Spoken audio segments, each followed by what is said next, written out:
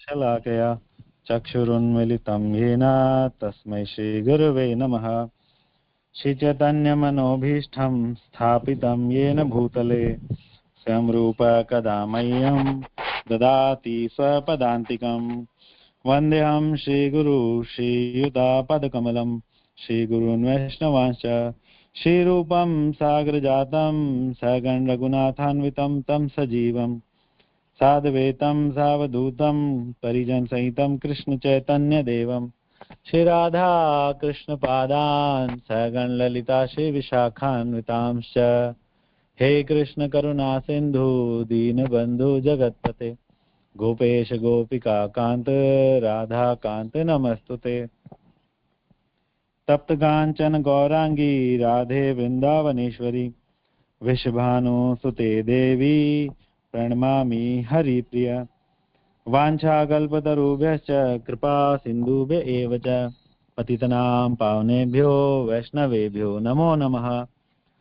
नमो विष्णुपादाय कृष्णपृष्ठाय भूतले श्रीमते भक्तिवेदान्त स्वामिन्निधि नामिने नमस्ते सारस्वते देवे गौरवाणी प्रचारिणे निर्विशेष शून्यवादी पाश्चात्य देशतारिणे नमो विष्णुपादाय कृष्णपृष्ठाय भूतले श्रीमते कतुदास इति नामिने। जय श्री कृष्ण चैतन्य प्रभु नित्यानंद श्री अद्वैत गदाधर श्रीवासादि गौर भक्तवृंद। हरे कृष्णा कृष्ण कृष्णा हरे हरे हरे राम राम राम हरे हरे। हरे कृष्णा। जगद्गुरु श्रील प्रभुपाद की जय, गुरु गौरांग की जय, आप सभी भक्तवृंद की जय। तो स्वागत करता हूं मैं आप सभी का, विनम्र स्वागत करते हैं। और आज का हमारा जो सेशन है तो सुंदर ये विषय है, try wheeler, three wheeler, auto rickshaw, जो भी आप समझ लीजिए, पोस्टर देख के आप समझ गए होंगे। तो पहले आप लोगों से ही मैं आमंत्रित करता हूं कि आप लोगों का क्या इस विषय पर विचार है, कहाँ इस थ्री व्हीलर में बैठ के हमारी गाड़ी आज जाने वाली है। थोड़ा आप लोग आइडिया लगाइए, आप लोग चैट बॉक्स में लिख सकते हैं आपको क्या लगता है, क्या डिस्कस करेंगे, ठीक है ना। थ्री व्हीलर, और वास्तव में अगर देखा जाए तो रोज गीता भागवत पढ़ने सुनने से, जैसा कि शास्त्रों में बताया गया कि जीव जो है प्रबुद्ध हो जाता है, ठीक है। जगत को देखने का उसका दृष्टिकोण बदल जाता है। यो माम पश्यति सर्वत्र सर्वम च मयि पश्यति, है ना। तो ये जो सुंदर दृष्टिकोण है, ये कई बार हमारे आंसर ठीक भी होते हैं, तो हमारा दृष्टिकोण एक डेवलप हो रहा है और सारा श्रेय इसका जाता है इसके परेश प्रभु को, जिनका खुद का सुंदर दृष्टिकोण है और वो थ्री व्हीलर जैसी एक यूजलेस भौतिक जगत की यूजलेस चीज में भी भक्ति के शास्त्रों के सुंदर सिद्धांतों को देख पाते हैं, उनका दर्शन कर पाते हैं और हमें भी दे पाते हैं। तो उनकी कृपा है। तो आप लोग भी इस सिद्धांत इस प्रबुद्धता को डेवलप कीजिए, अपना जोर लगाइए थोड़ा बुद्धि का और डालिए चैट बॉक्स में कि क्या है ये थ्री व्हीलर। कुछ रिप्लाई आए हैं। थ्री मीन्स तीन गुण या फिर गुरु जीव और भगवान, गुरु शास्त्र साधु शास्त्र, अगर तीनों में एक भी होंगे तो हमारा भक्ति आगे चल नहीं पाएगा। Okay okay. मन बुद्धि अहंकार से युक्त हमारा सूक्ष्म बुद्ध बॉडी। ओके, साधु शास्त्र और गुरु। थ्री व्हीलर मीन्स गुरु शादी साधु शास्त्र तीनों, तमोगुण गुरु साधु शास्त्र। ओके, गुरु साधु शास्त्र ज्यादातर आ रहे हैं और ज्यादातर कुछ थ्री मोड्स ऑफ नेचर आ रहे हैं। Okay okay okay okay okay. तो गुरु तो आपने ठीक पकड़ लिया। Abhishek Anand Prabhu, three wheels are Radha Krishna and guru with the help of whom our devotional journey continues. Wow, very nice. Abhishek Anand Prabhu, very nice. You got that intelligence. तो बिल्कुल ठीक है, इसका रहस्य उद्घाटन हम कर देते हैं। अभिषेक आनंद प्रभु ने कर दिया। एक थ्री व्हीलर में जैसा कि हम जानते हैं तीन पहिए होते हैं, ठीक है ना।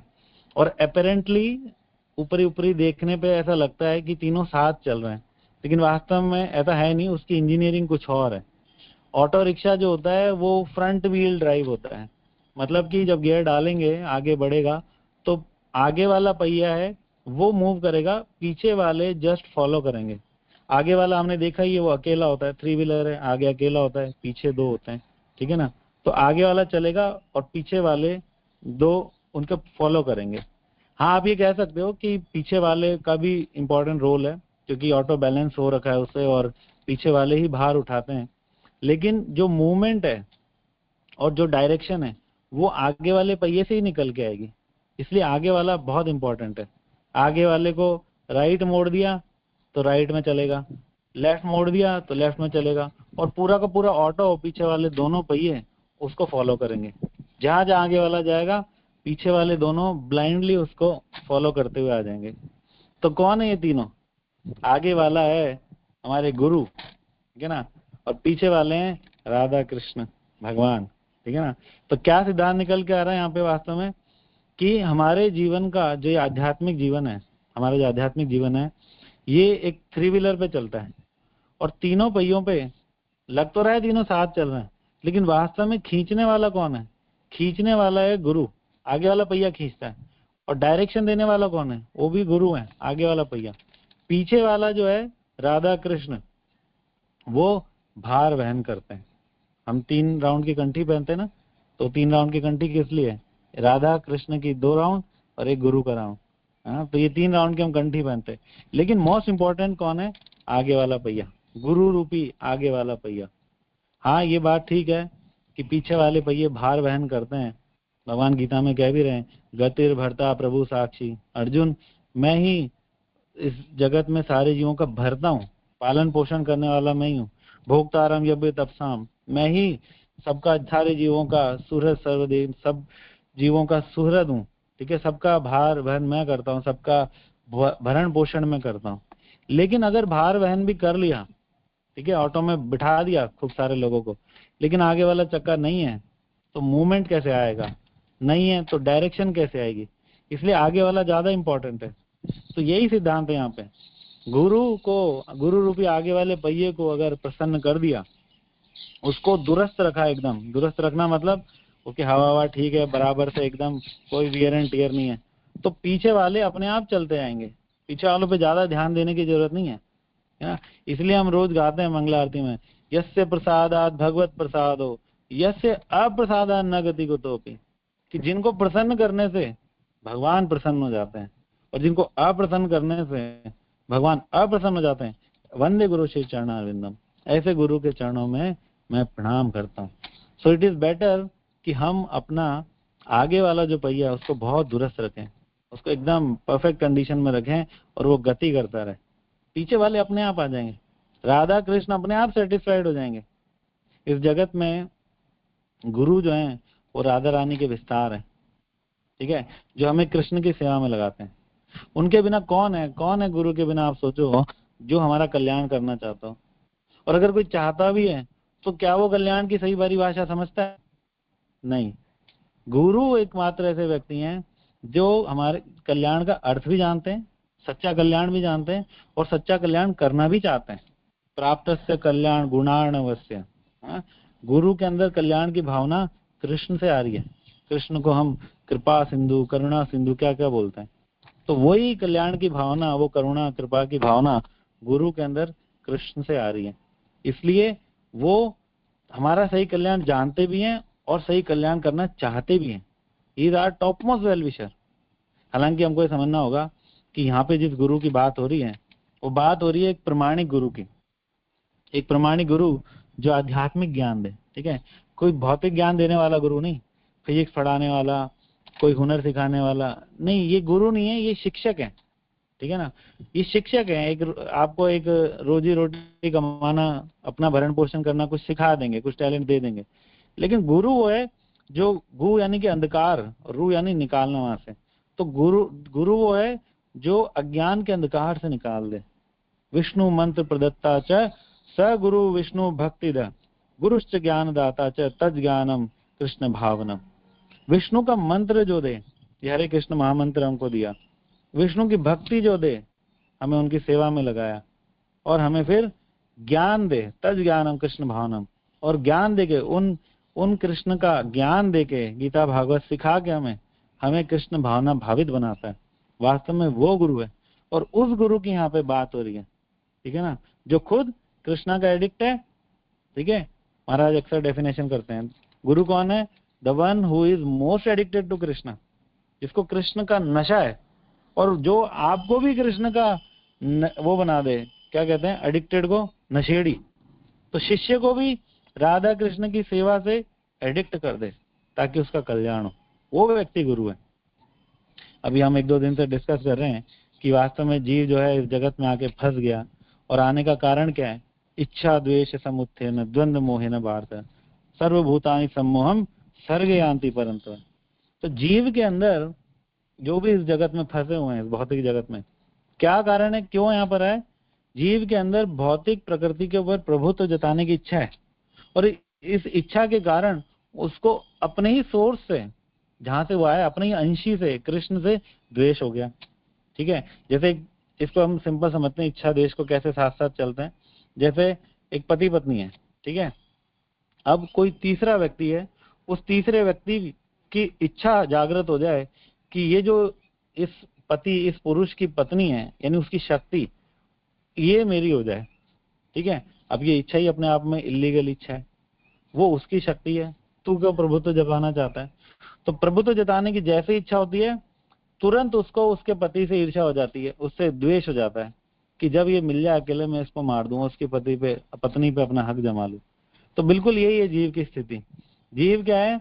भौतिक जगत पे प्रभुत्व जताना चाहता है, और इस प्रभुत्व जताने के कारण इस शक्ति का, इस भौतिक प्रकृति की शक्ति का जो स्वामी है कृष्ण, उनसे द्वेष कर बैठता है।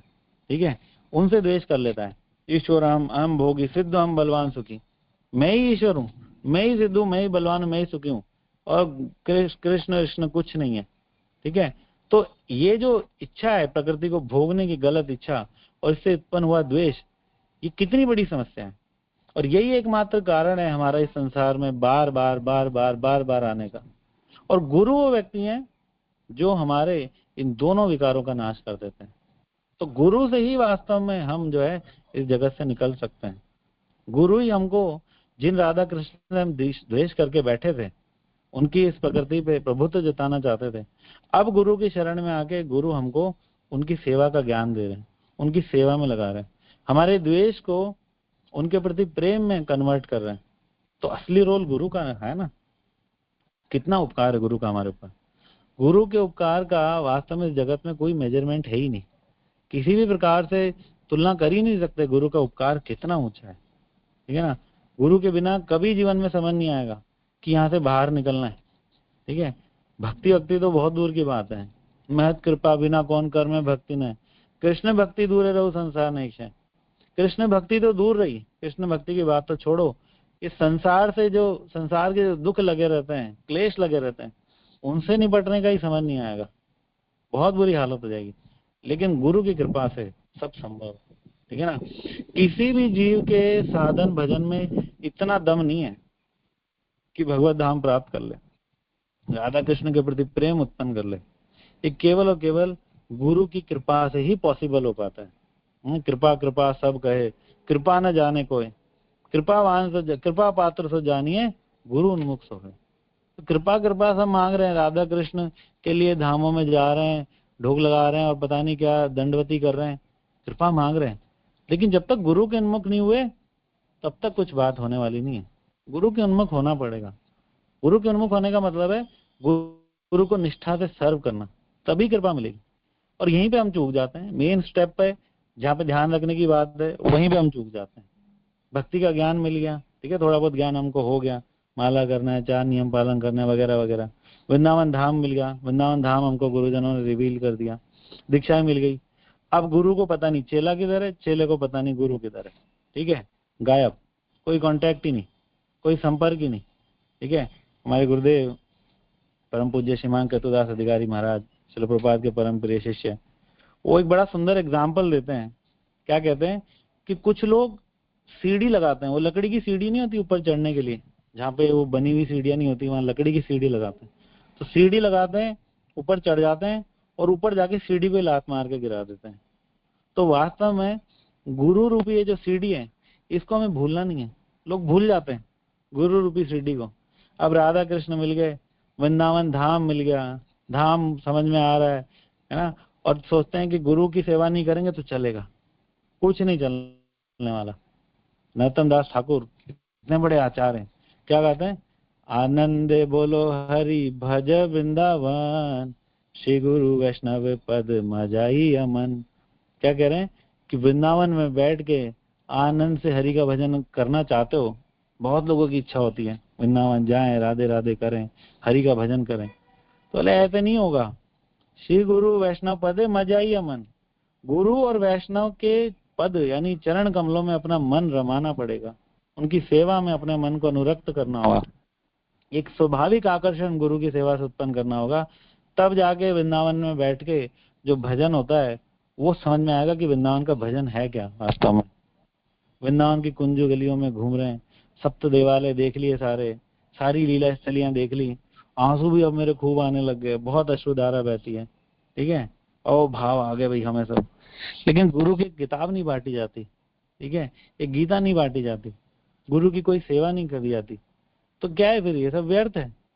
राधा कृष्ण भगवान इतने मूर्ख नहीं है, ठीक है ना, कि जो गुरु ने भक्ति दी, जो जिसने भगवान से जोड़ा, उसके प्रति हम सेवा ना करें, उसके प्रति कोई कृतज्ञता ना रखें और फिर भी वो हमें एक्सेप्ट कर लें, ये असंभव है। गुरु की सेवा में रुचि के बिना गोलोक बुला लें भगवान, असंभव है, कभी नहीं हो सकता। इसलिए गुरु के चरणों की सेवा में मन को लगाना ही पड़ेगा, वरना सारी धाम यात्रा, सारा शास्त्रों का ज्ञान, सारा त्याग, वैराग्य, संन्यास, सारा तप, ये सब श्रमेव केवलम, कुछ ही नहीं होगा, परिश्रम है बस। ये यही बोल रहे हैं जड़ भरत महाराज राजा रघुगण को, रघुगणे तपसा न याति न च इज्या निर्वापणात् गृहाद् वा न छंदसा नैव जलाग्नि सूर्य बिना महत पाद रजोभिषेक। कि जब तक गुरुजनों के वैष्णव के चरणों का रज से अपना आपका अभिषेक ना करो, ठीक है, नहा न लो उनकी चरणों की रज में, उनकी सेवा कर करके, तब तक सारी तपस्या, सारी पूजा, सारा निर्वापणात् गृहाद् वा, गृह त्याग या संन्यास, ठीक है, छंदसा यानी कि शास्त्रों को बिल्कुल रट लिया, पूरी गीता आती है हमें जी, ठीक है, कुछ नहीं होने वाला। कितनी तपस्या कर लो, कितना ज्ञान ले लो, कुछ भी नहीं होने वाला जब तक हमने गुरु के चरणों की रज से अपने आप का अभिषेक नहीं किया, उनकी सेवा में अपने मन को अनुरक्त नहीं किया, तब तक कुछ नहीं होगा। कई बार हम देखते हैं कुछ चेले गुरु के सामने एक्टिव हो जाते हैं, खूब अच्छी लिप सर्विस करते हैं, गुरु महाराज की जय, श्रील प्रभुपाद की जय, लेकिन गुरु की आज्ञा पालन कभी नहीं करते, ठीक है, कोई सेवा नहीं करते, कोई वाणी सेवा नहीं करते। तो ऐसे डुप्लीसिटी वाले भक्तों को कभी राधा कृष्ण मिलेंगे नहीं।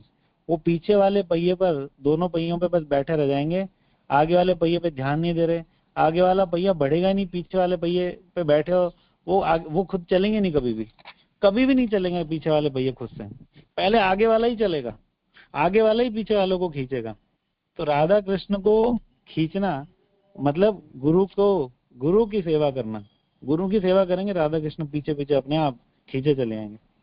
एक बात हमको हमेशा याद रखनी चाहिए, बहुत इंपॉर्टेंट बात है, हमें नोट करना चाहिए कि गुरु से बड़ी है गुरु की सेवा, ठीक है ना। ये लिप सर्विस करना, जय जयकार लगाना और ग्लोरिफिकेशन करना, ये ठीक है, अच्छा है, बहुत अच्छी बात है, लेकिन वास्तविक ग्लोरिफिकेशन होता है गुरु की सेवा से। एक प्रभु जी थे, श्रील प्रभुपाद के डिसाइपल, शायद जयानंद प्रभु की बात है, जयानंद प्रभु थे तो बहुत उनकी अनुरक्ति थी प्रभुपाद की सेवा में।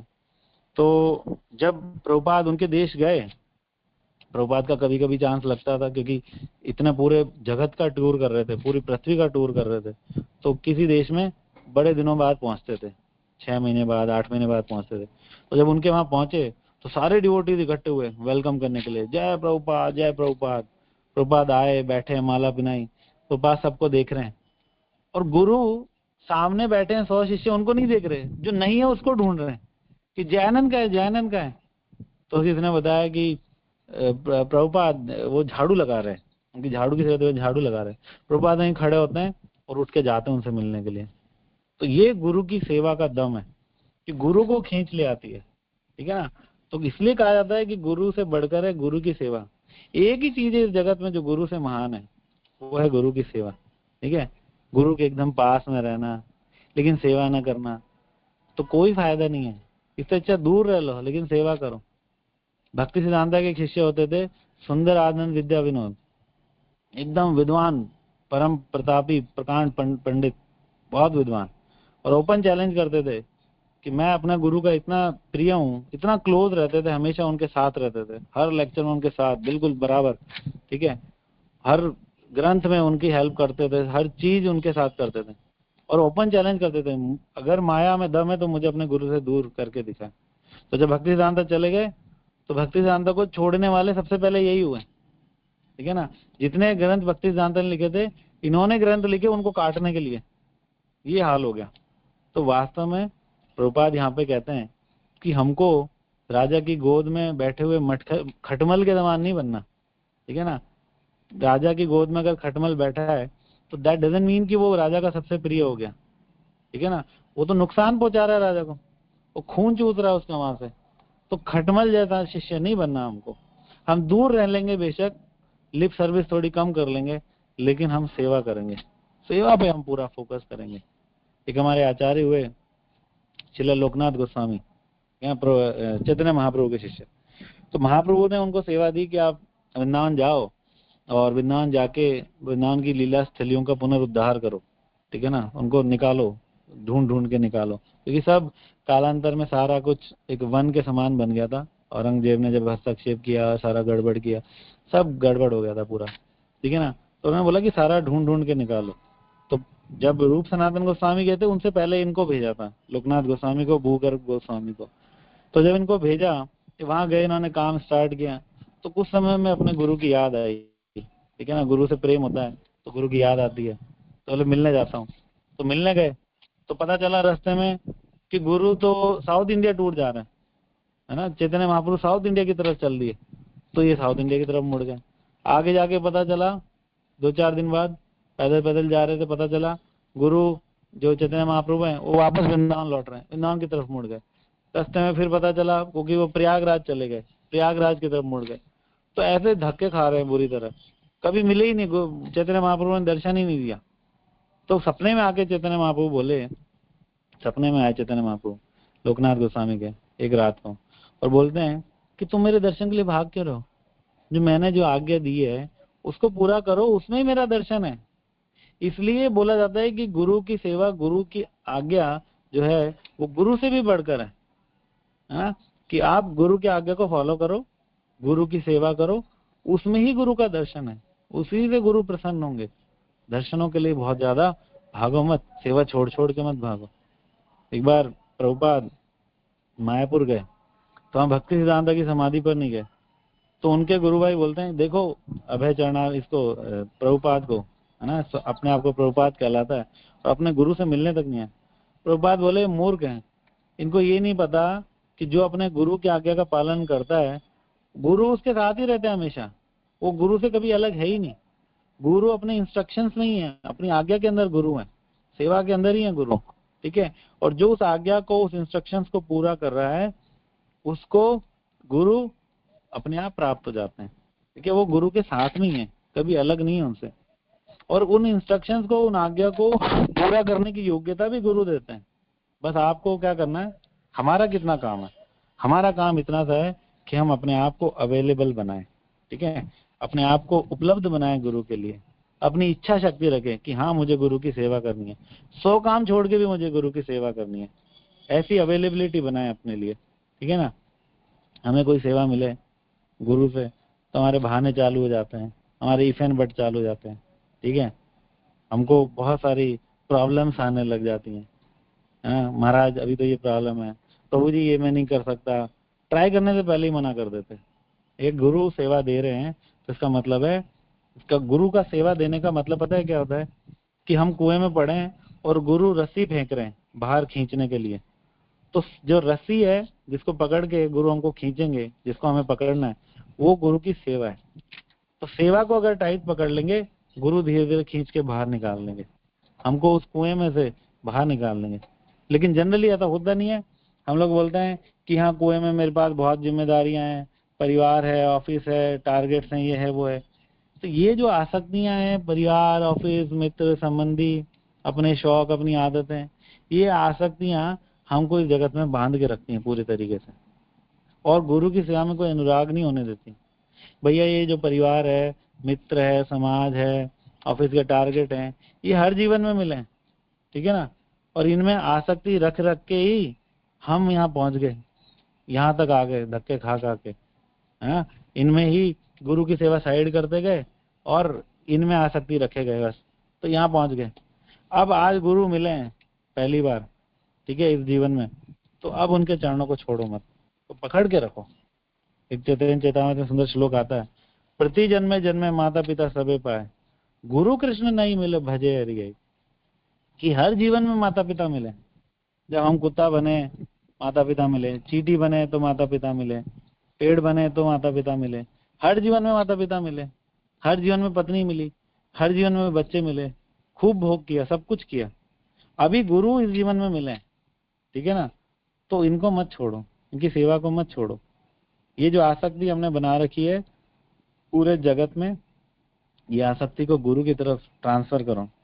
संगम अजरम पाशम आत्मन कवियो विदु स ये साधु शुक्रत्यो मोक्ष द्वारम अपावर्तन। जो ये प्रसंग अजरम पाशम, ये जो पाश है आसक्ति का, बहुत बड़ा एक पाश कहलाता है। ये पाश यानी कि बंधन। जो यमराज का पाश होता है ना, जिससे खींच के किसी दिवंगत शरीर में से प्राण निकालता है, तो वैसे ही ये जो जगत में आसक्ति हमने फैला रखी है, ठीक है, परिवार, मित्र, ऑफिस के टारगेट, ये सब पाश के समान है जो हमें खींच के इसी संसार में लाती रहती है। लेकिन सैव साधु सुकृत्यो, लेकिन यही आसक्ति अगर हम गुरुजनों में रखें, वैष्णव जन में रखें, उनकी सेवा में रखें, तो मोक्ष द्वारम अपावर्तम, इस जगत से निकलने का मार्ग जो है बहुत इजी हो जाता है, मार्ग प्रशस्त हो जाता है। इसलिए हमको गुरु की सेवा से आसक्त होना है, गुरु से आसक्त होना है, एंड मोर इम्पोर्टेंटली गुरु की सेवा से आसक्त होना है, ठीक है ना। सेवा करने के लिए, सेवा ना करने के लिए हजारों बहाने हो सकते हैं। अभी ये है, अभी वो है, बच्चे छोटे हैं, अभी बच्चे बड़े हैं, अभी ये है, अभी ये करना है, अभी तो बहुत जिम्मेदारियां हैं, ठीक है, टाइम ही नहीं मिलता, ऑफिस के टारगेट है, ये वो है, हजारों बहाने। लेकिन सेवा को करने का एक ही बहाना है। क्या बहाना है? मुझे गुरु की सेवा करनी है, ठीक है, बस यही बहाना है। इच्छा शक्ति, दृढ़ इच्छा शक्ति, मुझे करनी है, हाँ, मुझे करनी ही करनी है बस। लेकिन ये उसको समझ में आएगा जो गुरु तत्व तो समझेगा पहले। तो गुरु तत्व नहीं जानते, गुरु का स्वरूप नहीं जानते, ऑर्डिनरी व्यक्ति समझ लेते हैं गुरु को कि ठीक है, संत है, कोई दिक्कत नहीं है, दीक्षा ले ली, कोई बात नहीं, बस ठीक है, अब हम अपने रास्ते, गुरु अपने रास्ते। नहीं नहीं, ऑर्डिनरी मत समझो गुरु को। गुरु कृष्ण का ही स्वरूप है। आचार्य माम विजानियत न मन्यत करिचित, ठीक है, न मर्त बुद्धि आसुयत सर्वदेवमय गुरु। भगवान कह रहे हैं भागवतम में कि आचार्य को मेरा ही स्वरूप जानो। मेरा ही स्वरूप जानने का मतलब है कि उसको वही मान दो, उसकी वैसी सेवा करो जैसे मेरी करते हो, ठीक है। लेकिन वो कौन सा गुरु होना चाहिए वो मैंने पहले बता दिया, प्रमाणिक वैष्णव गुरु होना चाहिए।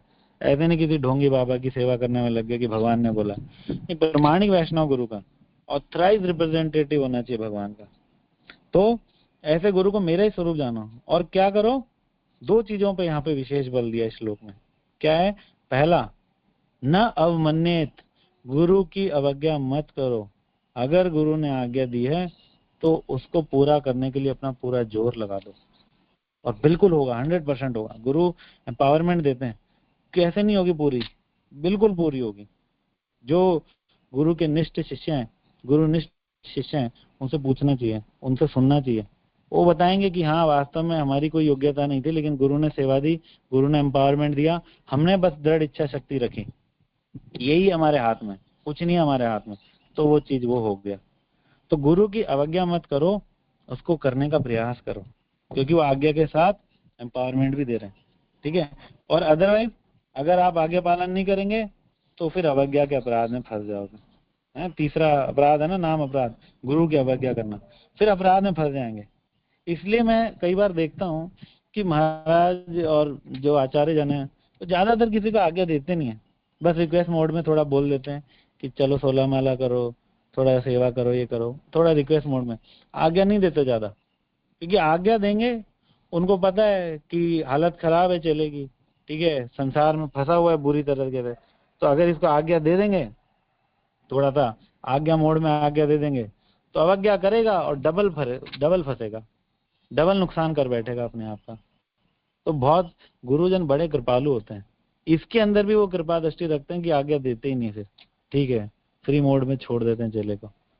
लेकिन वास्तव में गुरु की आज्ञा में इतनी शक्ति है, जो गुरु की आज्ञा का पालन करता है उसकी ही भक्ति वास्तव में ढंग से चलती है, ठीक है। इसलिए गुरुजन है वो ट्रस्ट वर्दी जो शिष्य होते हैं ना, उन्हीं को सेवा कहते हैं, बड़ी बड़ी सेवा कहते हैं, उनको ही बोलते हैं, क्योंकि उनको पता है कि नहीं करेगा तो फिर अवज्ञा में फंस जाएगा। तो जिन पे विश्वास है उनको उनको सेवा देते हैं। तो अगर आपको सेवा मिले तो आप अपने आप को भाग्यशाली मानो, ठीक है। और वो अवसर है गुरु का प्रेम, गुरु का विश्वास जीतने का। हम सेवाएं नहीं करते, क्यों नहीं करते? विषम परिस्थितियों का बहाना देते हैं, ये है वो है फलाना ढिमकाना। लेकिन वास्तव में टॉपमोस्ट सिद्धांत ये है कि जो जितनी विषम परिस्थितियों में गुरु की सेवा करेगा, ठीक है, उसका उतना जल्दी कल्याण होगा, उतना जल्दी उसका कल्याण होगा। जितनी विषम परिस्थिति उतना जल्दी कल्याण। ध्रुव महाराज की विषम परिस्थिति थी, ठीक है, उन्होंने 6 महीने में अपना कल्याण करा लिया। प्रहलाद महाराज की विषम परिस्थिति थी, उन्होंने भी 5 साल की उम्र में भगवान को प्राप्त कर लिया। लेकिन गुरु के इंस्ट्रक्शंस को फॉलो करके, दोनों के गुरु नारद मुनि, उनके इंस्ट्रक्शन को फॉलो किया, भगवान मिल गए वेरी इजीली। तो विषम परिस्थितियां अगर हैं सेवा करने में, तो दैट मीन्स वो एक सुंदर अवसर है गुरु का भी प्रेम विश्वास जीतने का और भगवान को भी प्राप्त करने का। और फिर एक बार जब गुरु ने जिसको प्रेम कर दिया, विश्वास उसके ऊपर एस्टैब्लिश कर दिया, उसको भगवान गोलोक में क्यों नहीं आने देंगे? ठीक है, बिल्कुल जाने देंगे। जहाँ जाएगा, जहाँ इच्छा होगी, जहाँ जहाँ जाना चाहेगा जाएगा, क्योंकि गुरु में वो शक्ति है। यद्यपि हमार गुरु चैतन्य दास तथापि जानियामी तहार प्रकाश, कि वैसे तो गुरु जो है वो भगवान के दास है, लेकिन हमारे लिए हमारा क्या भाव होना चाहिए कि वो भगवान के ही प्रकाश है, भगवान का ही स्वरूप है। और ऐसा मान के हमें उन गुरु की सेवा में लगना चाहिए। और पर्सनल सेवा तो वैसे भी नहीं करवाते कभी गुरुजन, वो तो भगवान की सेवा में लगाते हैं, तो उसमें लगना चाहिए हमको। दूसरा सिद्धांत यह श्लोक में आचार्य माम विजानीयत में क्या आ रहा है कि न अवमन्येत करहिचित, क्या कहते हैं, आचार्य माम विजानीयत न अवमन्येत करहिचित न क्या कहते हैं, सर्वदेवमय गुरु न मर्त बुद्ध आसूयेत सर्वदेवमय गुरु। मर्त बुद्ध आसूयेत कि ईर्ष्या मत करो गुरु से द्वेष मत करो। कई लोग गुरु से ईर्ष्या कर लेते हैं, गुरु ऐसे हैं, मेरे साथ ऐसा कर दिया, मेरे पर ध्यान नहीं दिया, ये नहीं किया, वो नहीं किया। एक थोड़े दिनों पहले हमारे महाराज ने मुझे एक बुक पढ़ाई, तो एक शिष्य था उसके अंदर, जो बुक लिखी उसने, जिस शिष्य ने, उसने अपने ही गुरु को उस बुक में बहुत क्रिटिसाइज किया। खुद महाराज बन के बैठ गया एक राधा कुंड वगैरह में, और अपने ही गुरु को वो क्रिटिसाइज कर रहे हैं, पूरी की पूरी बुक लिख दी गुरु को और प्रभुपाद को काटने के लिए, उनके सिद्धांतों को काटने के लिए। तो मैंने सोचा इसका क्या कल्याण होगा। ठीक है, गुरु ने इतना कुछ दिया, ठीक है, हरिनाम करना सिखाया, शास्त्रों का ज्ञान दिया। माँ के पेट से तो कोई सीख के नहीं आया था नाम जप करना, शास्त्रों को पढ़ना, गुरु ने दिया ना। तो आज कुछ कॉन्फ्लिक्शन हो गए, कुछ कॉन्ट्राडिक्शंस हो गए, कुछ कॉन्फ्लिक्ट्स हो गए, तो पूरी बुक लिख दी। ये गुरु से द्वेष होता है। अगर ऐसा द्वेष करेंगे भगवान कभी एक्सेप्ट नहीं करेंगे, नरकों में भी जगह नहीं मिलेगी। जो गुरु हम जैसे अधम पापी पतित जीवों के वास्तविक बंधु हैं, ठीक है, हम गाते हैं ना, श्री गुरु करुणा सिंधु अधम जनार बंधु। तो अधम जनों के जो बंधु हैं, उन गुरु को क्रिटिसाइज करते हैं, ठीक है, उनसे द्वेष रखते हैं। तो ऐसे जीव का कभी कल्याण होगा क्या? कभी नहीं होने वाला। ऐसे गुरु के लिए शास्त्रों में बोला गया कि पहले उनकी पूजा करो, बाद में राधा कृष्ण की। हरिनाम चिंतामणि में बोला है कि अग्रे गुरु पूजन परे कृष्ण पूजन, पहले गुरु की पूजा करो बाद में कृष्ण की पूजा। तो ये गुरु का महात्म्य है, हम हल्के में ले लेते हैं। पहले गुरु की सेवा करो, वो प्रसन्न है, अगर प्रसन्न हो गए सेवा से, तो आपको जहां जाना है, राधा कृष्ण के कुंजों में, निकुंजों में, जहां जाना वहीं पहुंचा देंगे। ठीक है, जो सेलेक्ट करना है कर लेना, जो भगवान की लीला, जो भगवान का दाम सेलेक्ट करना है कर लेना, ठीक है, वहीं पहुंचा देंगे। निकुंज यूलो रति गेली सीधे यायाली भी युक्ति अपेक्षणीय तत्रादि दाक्षादति वल्लभस्य वंदे गुरु श्री चरणारिंद। गुरु ऑलरेडी निकुंजों के मेंबर हैं, निकुंज यूनो रति गेली सीधे। He has the life time membership, life membership होती है ना, लाइफ टाइम मेंबरशिप है उनके पास निकुंजों की, वहीं से आए हमें लेने के लिए। अब हमारा काम है केवल और केवल उनको प्रसन्न करना। उनके पास टेक्निक है कि आपको कैसे एंगेज करना है, युक्त से भक्तान चन्निधोपी। तो जो उनकी टेक्निक है, उस टेक्निक के साथ कोऑपरेट करो। सेवा दे रहे हैं, उस सेवा को करो, ठीक है। ये जो बुक डिस्ट्रीब्यूशन है, ये जो भी सेवा गुरु देते हैं मंदिर बनाने की, या जो भी सेवा दे रहे हैं, ये सब रागानुगा भक्ति ही है। ठीक है ना, ये सब हमको वो लोग धाम लेके जाएगी, बिल्कुल लेके जाएगी, क्योंकि गुरु के पास टेक्निक है और उस टेक्निक को लगा रहे हैं आपके ऊपर। लोग राधा कृष्ण के सुंदर रूप का ध्यान करते हैं, लीलाओं का ध्यान करते हैं, लेकिन क्या कभी गुरु की आज्ञा पे ध्यान लगाया? गुरु की आज्ञा पे ध्यान लगाते नहीं है। ठीक है ना, श्रील प्रभुपाद ने गुरु की आज्ञा पे 40 साल ध्यान लगाया। तो 40 साल ध्यान लगाया मतलब 40 साल कितनी विषम परिस्थितियां रही होंगी, कर ही नहीं पा रहे, पूरी कर ही नहीं पा रहे। फिर 40 साल के बाद देखो क्या ऊंची सक्सेस मिली। ठीक है, पूरा संसार आज प्रभुपाद को शीश नवाता है, और किस लिए? सिर्फ गुरु की आज्ञा फॉलो करी, गुरु की आज्ञा करी और उसके लिए 40 साल तपस्या करी। इसलिए हमारे जो नरोत्तम दास ठाकुर, हमारे सर्वप्रिय आचार्य, एक और सुंदर सॉन्ग गाते हैं, मैं थोड़ा गा के आपको सुनाता हूँ, बड़ा इंटरेस्टिंग सॉन्ग है। क्या कहते हैं? ठाकुर वैष्णव पद अवनीर सुसंपद, सुन भाई हया एक माना। क्या कह रहे हैं? ठाकुर वैष्णव पद, कि ये जो वैष्णव है, गुरु हैं, इनके जो चरण है, अवनीर सुसंपद, यही हमारे जीवन की वास्तविक संपत्ति है। हे भाई, एकाग्रचित होकर मेरी बात सुनो, सुन भाई हया एक मन, एकाग्रचित होकर मेरी बात सुनो। आश्रय लैया भजे, तारे कृष्ण नाही त्यजे, आर सब मरे अकारण। क्या कह रहे हैं? आश्रय लया भजे। ठीक है, जो इन चरण कमलों का आश्रय ले लेता है, गुरु के चरण कमलों का, कृष्ण नाही त्यजे, उसको वैसे भी कृष्ण त्यागेंगे नहीं, तो चिंता मत करो। भगवान का आश्रय लेने भागेंगे, भगवान बोलेंगे। भगवान क्या बोल रहे हैं? देखो, एक व्यक्ति भाग रहा है भगवान की ओर, भगवान का आश्रय लेने के लिए, उसको कृष्णा क्या कह रहे हैं कि ये मैं भक्त जना पार्थ न मैं भक्त चते जना, कि अर्जुन, जो मेरा भक्त अपने आप को कहलाता है वो मेरा भक्त है ही नहीं, मना कर दिया। और दूसरी तरफ जो गुरु का आश्रय लेने के लिए भाग रहा है, तो उसके लिए क्या कह रहे हैं? आश्रय लैया भजे तारे कृष्ण ही तेजे, कि जो इन वैष्णवों का गुरु का आश्रय ले लेता है उसको कृष्ण कभी त्यागते ही नहीं है। तो वास्तविक फिलॉसफी यही है, हमें गुरु का आश्रय लेना है, उनकी सेवा का आश्रय लेना है। आर सब मरे अकारण, बाकी जितने लोग हैं वो सब अकारण मरेंगे। अकारण मरने का मतलब है, नरोत्तम दास ठाकुर यहाँ पे कह रहे हैं कि अकारण करने का मतलब है कि साधन भजन जो भी उनका है, जो भी उन्होंने तपस्या करी, जो भी शास्त्र सीखे, साधन भजन किया, वो सब निष्फल हो जाएगा अगर गुरु का आश्रय नहीं लिया तो। कितनी कितनी टफ बात बोली है कि जितना उसने किया सब सब फेल हो जाएगा अगर गुरु का आश्रय लिया, गुरु अगर अप्रसन्न है तो। कितनी बड़ी बात है।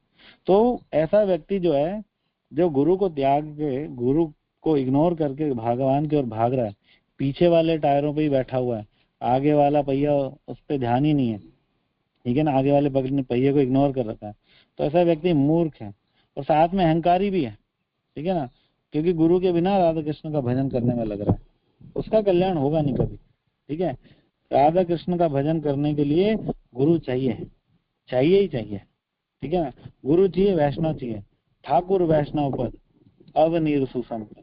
ठीक है ना, ठाकुर वैष्णव पद, ऐसे वैष्णव ठाकुरों के पद को हमें अपने जीवन की संपत्ति समझना चाहिए। गुरु वैष्णवों के चरणों को हमें अपने जीवन की संपत्ति समझना चाहिए। दोनों चाहिए, गुरु भी चाहिए और वैष्णव जन भी चाहिए। वैष्णव जन मतलब जो हमारे जो हमें सिखाते हैं, शिक्षा गुरु हो गए, मेंटर्स हो गए, दोनों चाहिए। इसलिए बोलते हैं वंदे गुरु श्री चरणारविंदम। गुरु का मतलब है मल्टीपल गुरु, यहाँ पे प्लूरल में बात हो रही है, एक गुरु नहीं, मल्टीपल गुरु। वंदे गुरु श्री चरणारविंदम, कि मैं अपने गुरुजनों का चरणों का वंदन करता हूँ, दीक्षा गुरु का भी, शिक्षा गुरु का भी, मेंटर्स का भी, सबके चरणों का वंदन करना पड़ेगा। क्यों? ऐसा क्यों? क्योंकि हमारे हालत इतनी खराब है, हम इतने पतित हैं कि कई बार हमें गुरु का आश्रय लेकर भी ये नहीं पता चलेगा कि हमें करना क्या है।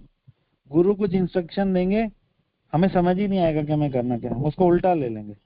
इसलिए शिक्षा गुरु चाहिए, इसलिए मेंटर्स चाहिए।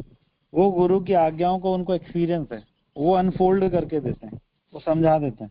ठीक है ना, वरना असंभव है, सीधे गुरु से इंस्ट्रक्शन लेके उसको समझना बड़ा मुश्किल हो जाता है कई परिस्थितियों के अंदर।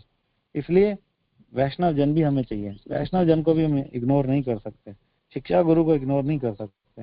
गर्ग संहिता में एक बड़ा सुंदर पास टाइम आता है भगवान श्री कृष्ण का। तो वहां पे क्या देखते हैं हम कि जो कंस है, कंस एक श्रीधर नाम के ब्राह्मण को भेजता है भगवान को मारने के लिए, ठीक है। तो उनको बहुत धन का लालच देता है, उसको भेजता है। तो श्रीधर ब्राह्मण के गुरु थे शुक्राचार्य। तो शुक्राचार्य की उसने अपने घर में मूर्ति लगा रखी थी। वो गया जाके वहां पे और उनसे प्रार्थना करी कि मेरे को ऐसे ऐसे प्रपोजल आया कृष्ण नाम के बालक को मारने का। अब कृष्ण परम भगवान है, उसको पता नहीं है। तो गुरु से पूछने गया कि मेरे को प्रपोजल आया और मेरे को खूब धन मिलेगा, तो मैं उस धन से क्या करूंगा, आपके लिए सुंदर मंदिर बनाऊंगा, अपने लिए राजमहल बनाऊंगा और आपके लिए एक सुंदर मंदिर बनाऊंगा। और तभी वो जो है मूर्ति उसके गुरु की वो फूट गई, गिर गई। तो उसने उस बात को कैसे समझा, गुरु अप्रसन्नता दिखा रहे हैं वैसे तो, है ना, उसके इस प्रपोजल से, लेकिन उसने इस बात को कैसे समझा कि कि गुरु मैंने आपको बोला था कि मैं आपकी भव्य मूर्ति बनवाऊंगा, तो आपने छोटी मूर्ति अपने आप ही तोड़ दी। तो ठीक है, मैं जाता हूँ, अपने काम पे जाता हूँ। तो कई बार हम इतने पतित होते हैं, इतने अधम होते हैं, हमारी आंखों पे स्वार्थ की ऐसी पट्टी लगी होती है कि गुरु का आश्रय लेकर भी गुरु की बात समझ में नहीं आती। इसलिए गुरु वैष्णव पद, ठीक है ना, गुरु वैष्णव पदे मजाई अमन। वैष्णव जन जो है तो गुरु की आज्ञाओं को अनफोल्ड करते हैं। कई लोग गुरु में अनुरक्ति रखते हैं, सो कॉल्ड अनुरक्ति, वैष्णव को भूल जाते हैं, वैष्णव के प्रति अपराध करते रहते हैं, ठीक है। शिक्षा गुरु धारण नहीं करते या कुछ कुछ लोगों से कोई गाइडेंस नहीं लेते, तो वो वास्तव में गुरु को भी कभी भी ढंग से सर्व नहीं कर पाते, ठीक है ना। तो पॉइंट पूरा कथा का सार यही है कि जो थ्री व्हीलर है, वो थ्री व्हीलर आगे का पहिया गुरु है, पीछे के दो पहिए राधा कृष्ण है। डेफिनेटली राधा कृष्ण हमारा पूरा लोड उठा रहे। जैसे थ्री व्हीलर में जो बैठे होते हैं उसका सारा भार पीछे वाले दो पहियों पर होता है, लेकिन वो खुद नहीं चलेंगे कभी भी, बस बैठे ही रहेंगे भार उठा के। अब अगर आगे बढ़ना है, दिशा तय करनी है, नॉर्थ साउथ कहीं जाना है, तो वो काम सारा का सारा आगे वाले पहिए का है, जिसको हमने इग्नोर कर रखा है। वो गुरु का काम है, ठीक है ना। तो गुरु वाले पहिए को हमें दुरुस्त रखना है जीवन में, उनकी सेवा में हमको हमें अपने मन को अनुरक्त करना है, ठीक है। तो समय हो गया हमारा, यहीं पे मैं अपनी वाणी को विराम देता हूँ। जगतगुरु श्रील प्रभुपाद की जय, गुरु ग्राम की जय, आप सभी भक्त वृंद की जय। और यहाँ पे मैं रिक्वेस्ट करता हूँ हितगेश परेश प्रभु जी से कि वो प्रभु जी का ही ये आइडिया था, सुंदर कथा उन्होंने डिजाइन की थी। तो प्रभु जी आप इस कथा को अपने शब्दों से पूर्णता प्रदान कीजिए, और कोई भूल चूक हुई हो तो मुझे क्षमा कीजिए प्लीज। हरे कृष्णा।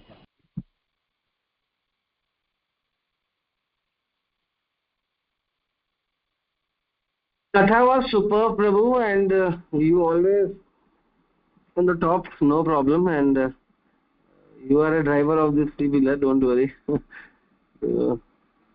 तो दिस टायर, जो आगे वाला टायर है, वो टायर बहुत इंपॉर्टेंट है, क्योंकि पीछे वाले टायर के नीचे फोल्ड नहीं होते, वो सिर्फ वेट लेता है, डायरेक्शन नहीं होती। इसी प्रकार जीवन में बहुत लोग भगवान को मानते हैं, लेकिन डायरेक्शन नहीं है लोगों के जीवन में, ये हमने नोट किया। मेरी आवाज आ रही है प्रभु? यस प्रभु जी, परफेक्टली आ रही है। हरे कृष्णा धन्यवाद। हाँ, लोगों के जीवन में भगवान है लेकिन डायरेक्टेड नहीं है। जब कोई मूवी बनाता है, एक मूवी के लिए एक डायरेक्शन चाहिए।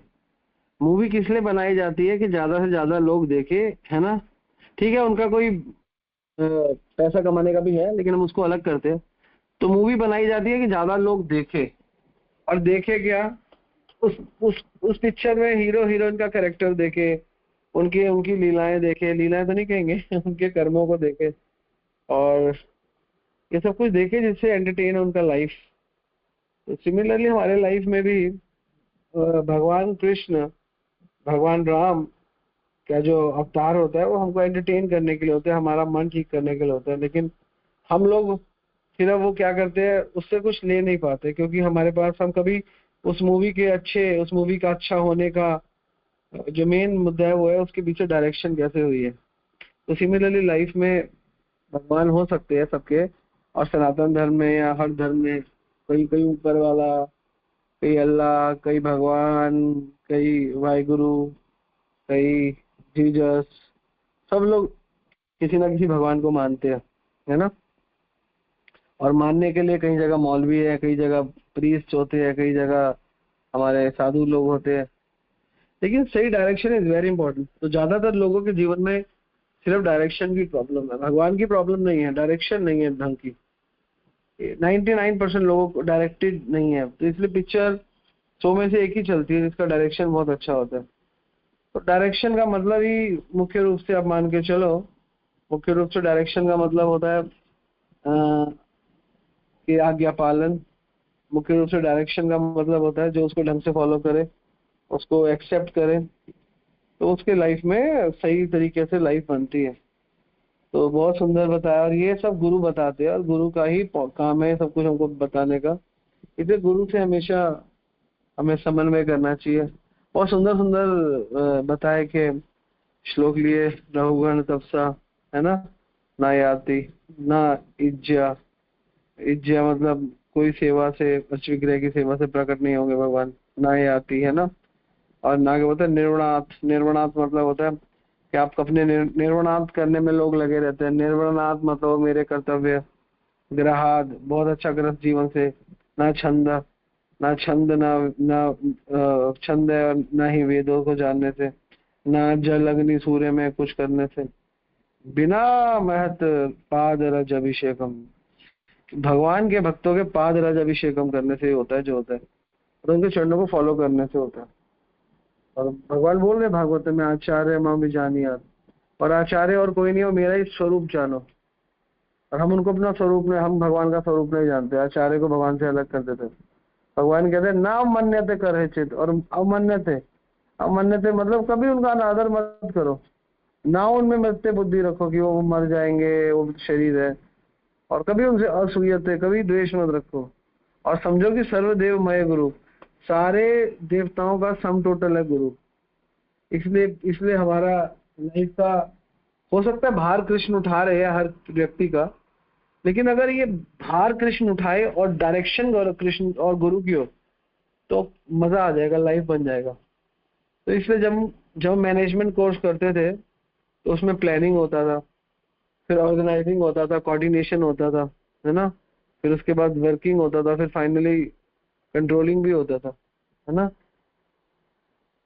तो प्लानिंग बहुत इंपॉर्टेंट है, कोऑर्डिनेशन बहुत इंपॉर्टेंट है, और कंट्रोलिंग बहुत इंपॉर्टेंट है, और आपका वर्किंग बहुत इंपॉर्टेंट, सब चीज बहुत इंपॉर्टेंट है।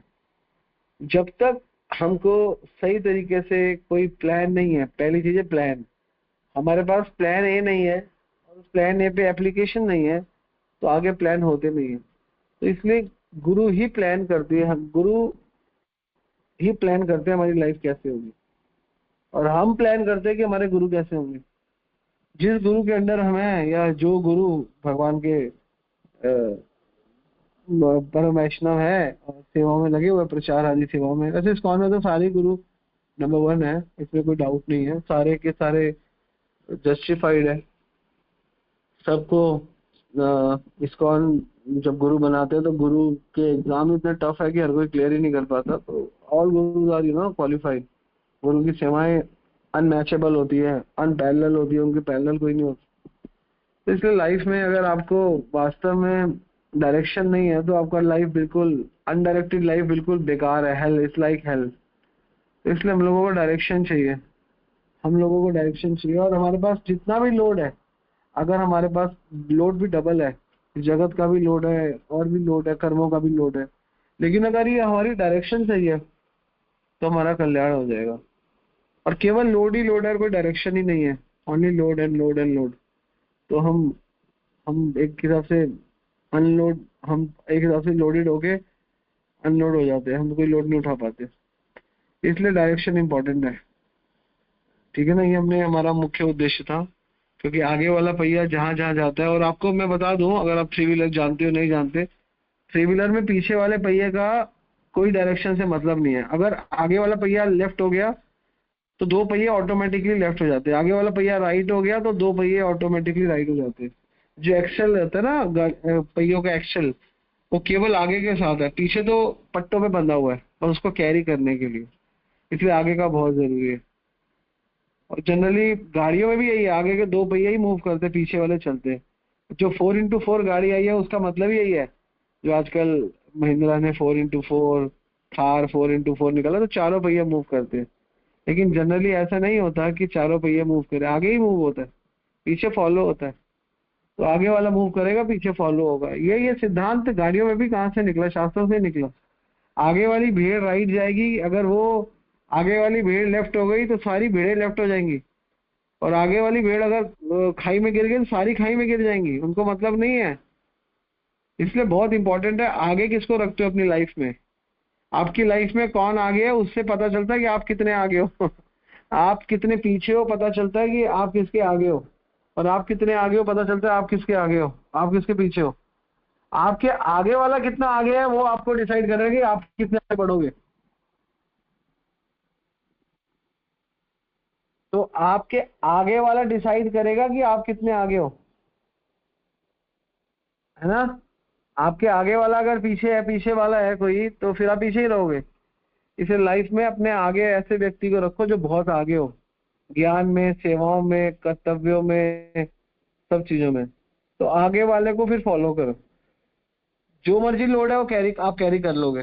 लेकिन अगर आपके आगे वाला हल्का है, अगर उसमें ही दम नहीं है, वजन नहीं है, उसकी कोई डायरेक्शन नहीं है, तो आप अनडायरेक्टेड होकर पूरा जीवन जी लोगे। तो बहुत बहुत बहुत इंपॉर्टेंट है, आगे वाला मजबूत होना चाहिए, आगे वाले के पास सिद्धांत होने चाहिए, आगे वाले के पास ज्ञान होना चाहिए, आगे वाले के पास सेवा होनी चाहिए।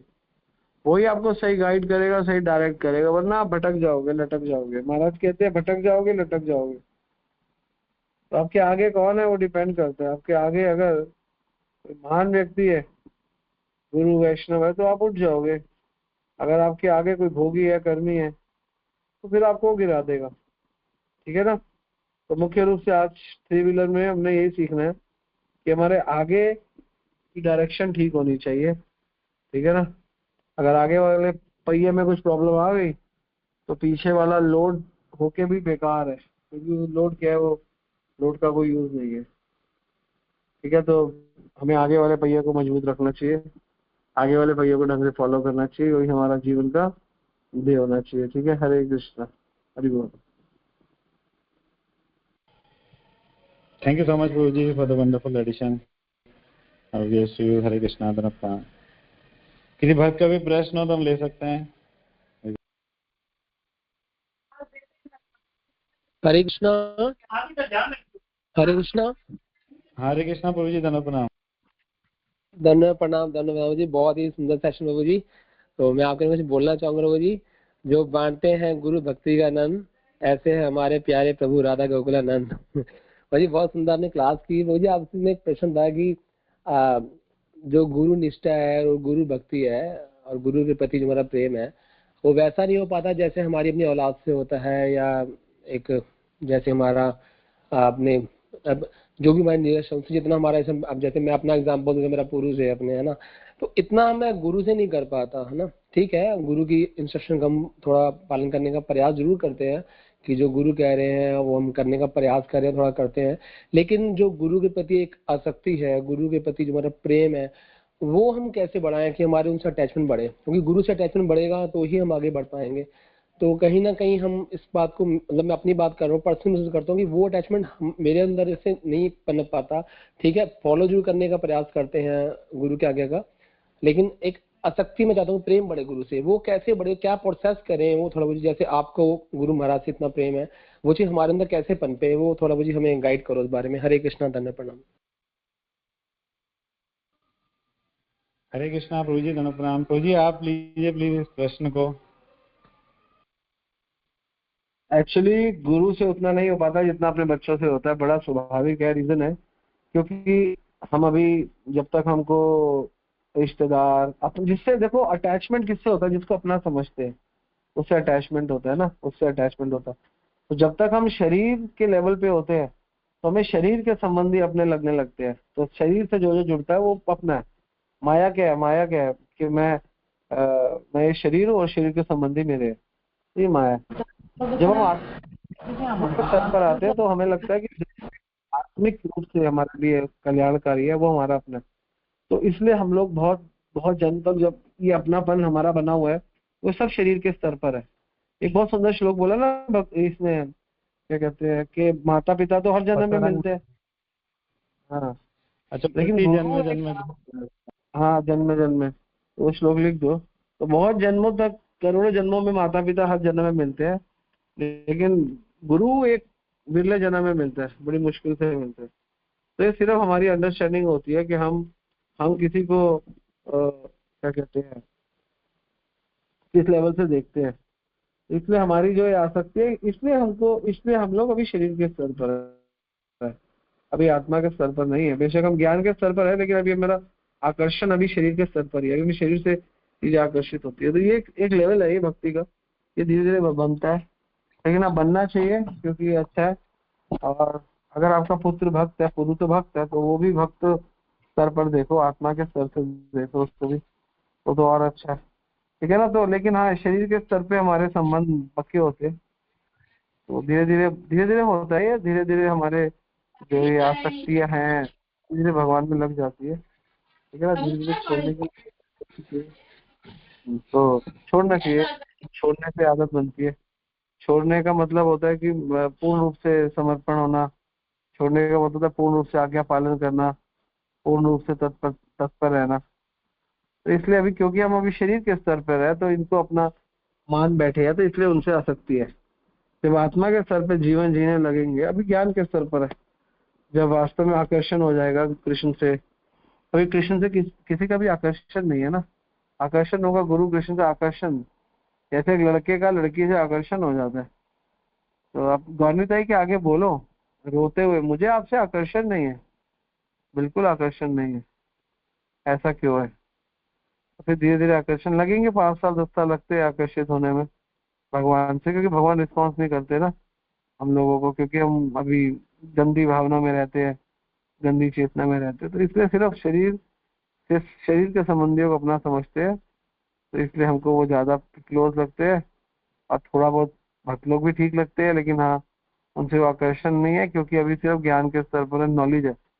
अभी नॉलेज के बाद कन्विक्शन आएगा, फिर कन्विक्शन के बाद आपका रिलेशन होगा, रिलेशन के बाद आपका अट्रैक्शन होगा, अट्रैक्शन के बाद आपकी सर्विस होगी। ठीक है ना। तो ये जो सर्विस हम पीछे से निकाल के आगे कर देते हैं, वो इसलिए करते हैं कि रिलेशन और अट्रैक्शन बना रहे। ठीक है ना। भगवान से रिलेशन बना रहे और अट्रैक्शन, रिलेशन हमने बना लिया ज्ञान के आधार पर, लेकिन अभी अट्रैक्शन नहीं हुआ ज्ञान के आधार पर, वो नहीं हुआ, उसमें टाइम लगता है। सर्विस भी हो रही है और हमारा रिलेशन भी है, हमारे एक्शन भी अच्छे हो रहे हैं, लेकिन अभी अट्रैक्शन की कमी है। इसलिए वहाँ अट्रैक्शन नहीं है, इसलिए अपने बीवी अपने बच्चों अपने अपनी धर्म पत्नी में अट्रैक्शन है, इसलिए संसार में अट्रैक्शन है। तो संसार से अट्रैक्शन खत्म हो जाएगा, तो ऑटोमेटिकली अट्रैक्शन तो लगना ही है, भगवान में लग जाएगा, क्योंकि संसार में अट्रैक्शन है और इंद्रियों की रिक्वायरमेंट है। तो इसलिए हम माया में हैं, इसलिए हमें शरीर के संबंधी ज्यादा अच्छा लगता है, और भगवान जो हमारे नित्य संगी है वो उतने अच्छे नहीं लगते, क्योंकि अभी उस स्तर पर ही अनुभव नहीं कर पाते। उस स्तर को है तो उस स्तर पे ज्ञान से उस स्तर तक पहुंच गए, रिलेशन तक पहुंच गए, अट्रैक्शन नहीं हो पाया, टाइम लगेगा। रिलेशन मजबूत होगा तो अट्रैक्शन भी हो जाएगा, है ना। पता चलता है वो फलाना फलाना मेरे मामे के आगे बेटे का, आगे पोते का, ऐसा है, कहीं ना कहीं दूर का रिलेशन है, और उसको क्लोज कर लो, फिर रिलेशन में एंजॉय करना शुरू करो। ठीक है। हरे कृष्ण। जय प्रभु जी, मतलब प्रभु जी आपके हिसाब से मतलब हमें आत्मा के स्तर पे आना पड़ेगा ना, आत्मा के लेवल पे हम आएंगे तो फिर ये मतलब ये जो मैंने बताया, ये गुरु के प्रति जो हमारी एक आसक्ति है वो बढ़ेगी। मुझे ऐसे ही है ना थोड़ा। हरे कृष्णा, धन्य प्रणाम। आत्मा के स्तर पे तो आना ही पड़ेगा, लेकिन साथ साथ आप हमको ध्यान में आना पड़ेगा। आत्मा के स्तर पे कोई 2 मिनट में नहीं आता, ध्यान में आना पड़ेगा। यार मैं क्या कर रहा हूँ, मेरा कल्याण कहाँ पे है, कौन मेरे लिए शुभ है, कौन मेरे लिए पवित्र है, कौन मेरा कल्याण करेगा। आत्मा के स्तर पर आना पड़ेगा, ऑब्वियसली अपने स्तर पर भी आना पड़ेगा। ठीक है।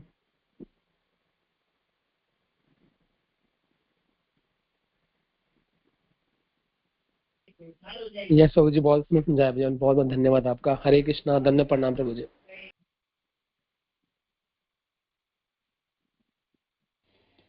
Thank you so much Prabhu ji for the wonderful answer. Hare Krishna, धन्य प्रणाम। तो यहाँ पे प्रश्न है राशि माता जी का, प्रभु जी गुरु सेवा देते हैं तो जी गुरु सेवा देते हैं, उनमें से कुछ अर्जेंट वाली हो जाती हैं पर बाकी में आलस हो जाता है, तो क्या करें?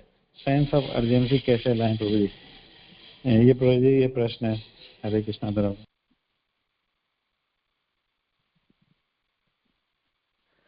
Sense of urgency actually is भक्ति, एक्चुअली इज सीरियस भक्ति, डिसिप्लिन भक्ति, यही है।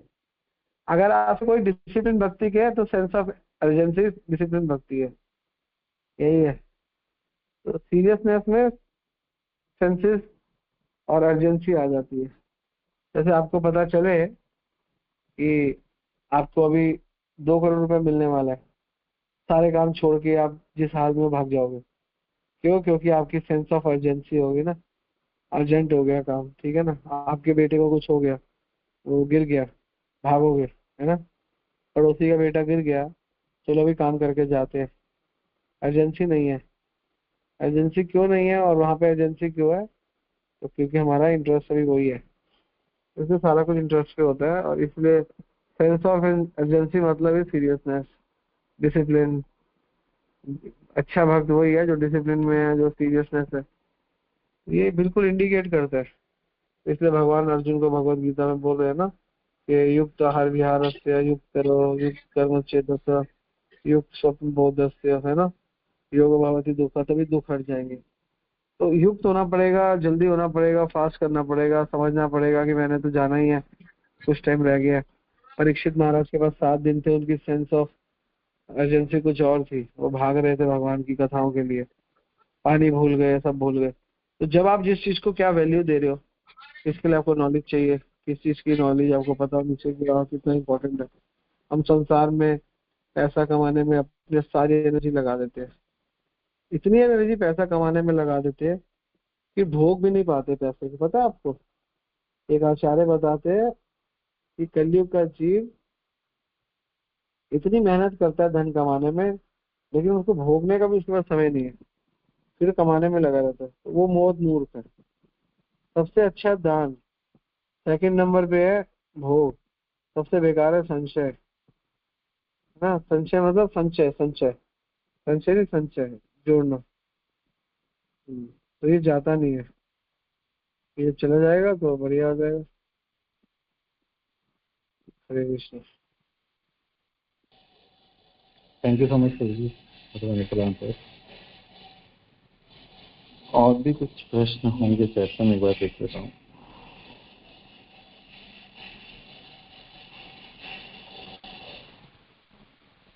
और किसी बात कोई प्रश्न तो आप लोग पूछ सकते हैं, चैट पे मेरे कुछ ठिकाना नहीं दे रहा। प्रभु जी हमारे कोई गुरु नहीं है तो कैसे गुरु को पहचाने कि यही हमारे गुरु होने चाहिए?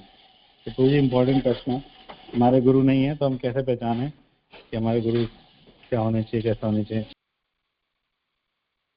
गोविंद, आप इनको जवाब दो। ओके प्रभु जी। तो प्रश्न ये है कि हम अभी हमारे गुरु नहीं है, लेकिन हम कैसे पहचाने कि हमारे गुरु होने चाहिए? तो एक्चुअली हम लोग अभी प्रोसेस में हैं कि गुरु धारण करने के प्रोसेस में। गुरु धारण करने का प्रोसेस होता है, हमने ज्ञान लेना स्टार्ट कर दिया, और अब जब निश्चित समय आएगा तो हमें गुरु भी मिलेंगे। हम गुरु का एस्पायर कर रहे हैं, अभी हम गुरु तत्व का ज्ञान ले रहे हैं कि वास्तव में गुरु होना कौन चाहिए। ठीक है, फिर हम उनको सुनेंगे, आइडेंटिफाई करेंगे, शॉर्टलिस्ट करेंगे, उनको सुनेंगे, उनके साथ हमारा संबंध बनेगा, तब अंदर से परमात्मा बोलेंगे कि हाँ ये तुम्हारे वास्तविक गुरु होने चाहिए। लेकिन आपको थोड़ा सा गुरु का डेफिनेशन ये समझना पड़ेगा कि गुरु वास्तव में वो गुरु तो है ही है जो आपको दीक्षा देगा। जो आध्यात्मिक गुरु होते हैं, दीक्षा गुरु होते हैं, वो 5 चीजें शिष्य को देते हैं। मंत्र देते हैं, ठीक है, नाम देते हैं, और जप माला देते हैं, ठीक है, और दिव्य ज्ञान देते हैं, और एक चीज मैं भूल गया, तो 5 चीजें उनको देते हैं, तो वो दीक्षा गुरु कहलाते हैं। लेकिन पॉइंट यहाँ पे, बात यहाँ पे हो रही है गुरुजनों की, कि जिनसे आप ज्ञान ले रहे हो, गीता भागवत सीख रहे हो, जो आपके शिक्षा गुरु हैं, वास्तव में वो भी गुरु ही हैं। शास्त्रों में दीक्षा गुरु और शिक्षा गुरु को एक ही बताया गया है, एक इक्वल इम्पोर्टेंस बताई है। क्योंकि शिक्षा गुरु जो है वो आपको एजुकेट कर रहा है, एंथ्यूज कर रहा है दीक्षा गुरु की सेवा करने के लिए, तो उनको इनडिफरेंट बताया। तो हो सकता है अभी आपके ऑफिशियल गुरु ना हो, लेकिन जिनसे आप शिक्षा ले रहे हो, जो आपके शिक्षा गुरु हैं, मेंटर्स हैं, उनको आप गुरु मान के उनको मिशन में सर्व करो। ये नहीं है कि जब गुरु आएंगे, दीक्षा होएगी, गुरु आएंगे तब जाके हमारा सेवा करना स्टार्ट होएगा, अभी कोई दिक्कत नहीं, अभी आराम से बैठो। नहीं, अभी से ही हमको शिक्षा गुरु को, मेंटर्स को सर्व करना स्टार्ट करना है, क्योंकि they are helping Diksha Guru in their preaching mission. तो उनको हमें हेल्प करके अल्टीमेटली वो हमारी गुरु की सेवा ही कहलाएगी। तो बाकी प्रभु जी इसको सुंदर तरीके से एक्सप्लेन करेंगे। प्रभु जी आप बताइए प्लीज। हरे कृष्ण। एक्चुअली गुरु चयन भी एक विषय है शास्त्रों में, ठीक है ना। तो वो भी ज्ञान से सीख सकते हैं गुरु चयन कैसे करना है। तो शास्त्रों में बताया गया गुरु चयन कैसे करना चाहिए। गुरु उपलब्ध होने चाहिए, गुरु ज्ञान में भरे होने चाहिए, गुरु के साथ हमारी समानता होनी चाहिए, एक स्वजातीय होनी चाहिए, गुरु रीचेबल होने चाहिए, और गुरु स्निग्ध होने चाहिए, आपसे प्रेम करने वाले। तो सब चीजें गुरु चयन। इसलिए ज्ञान से ही तो पता चलेगा गुरु कैसे लेना चाहिए।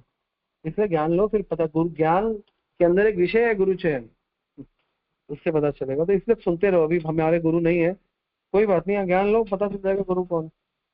गुरु लेने का पूरा सिस्टम आपको पता चल जाएगा। बाकी गोकुल ने अच्छा बताया, ठीक है ना। तो गुरु चयन के लिए भी ज्ञान चाहिए। ऐसे नहीं है कि मन से मेरे को अच्छा लगता है ये तो गुरु बना लो, नहीं, इसके बहुत सारे फॉलोवर्स है गुरु बना लो। गुरु चाहिए क्यों? वो पर्पस क्या है? आप एक स्पोर्ट्समैन हो, आपको एक स्पोर्ट्स टीचर चाहिए क्यों? क्योंकि आपको स्पोर्ट्स में बड़ा करे, महान करे। गुरु किस लिए चाहिए? कि मेरा मार्केट में ब्रांड बन जाए कि मेरे पास ये गुरु है। गुरु इज नॉट फॉर ब्रांडिंग। गुरु मेरा पर्सनल उद्धार करे, मेरे अंदर से काम को निकाले, क्रोध को निकाले, ईर्ष्या द्वेष निकाले, मुझे शुद्ध करे। तो ये पर्पस है गुरु का। अब उस पर्पस में जो चयन में क्या क्या चीजें रिक्वायरमेंट होती है वो आपको पता चल जाएंगे जब आप ज्ञान लोगे तो, ठीक है ना। महाराज ने अपनी गुरु शिष्य में 6 मुख्य चीजें दी है, उन 6 चीजों को पढ़ लो, ठीक है ना। हरे कृष्ण।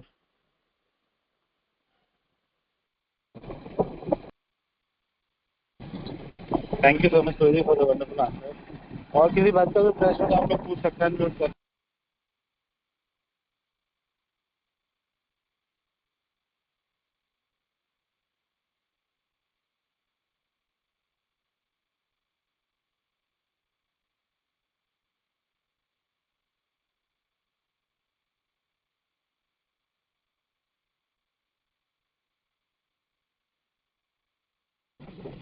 हरे कृष्णा, पूछिए आप लोग, किसी का भी प्रश्न है तो।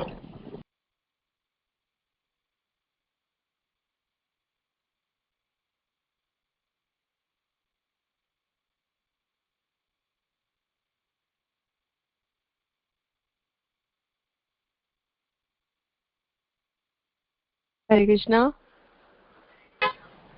यस माता जी, हरे कृष्णा। प्रणाम प्रभु जी। प्रभु जी बहुत सुंदर क्लास।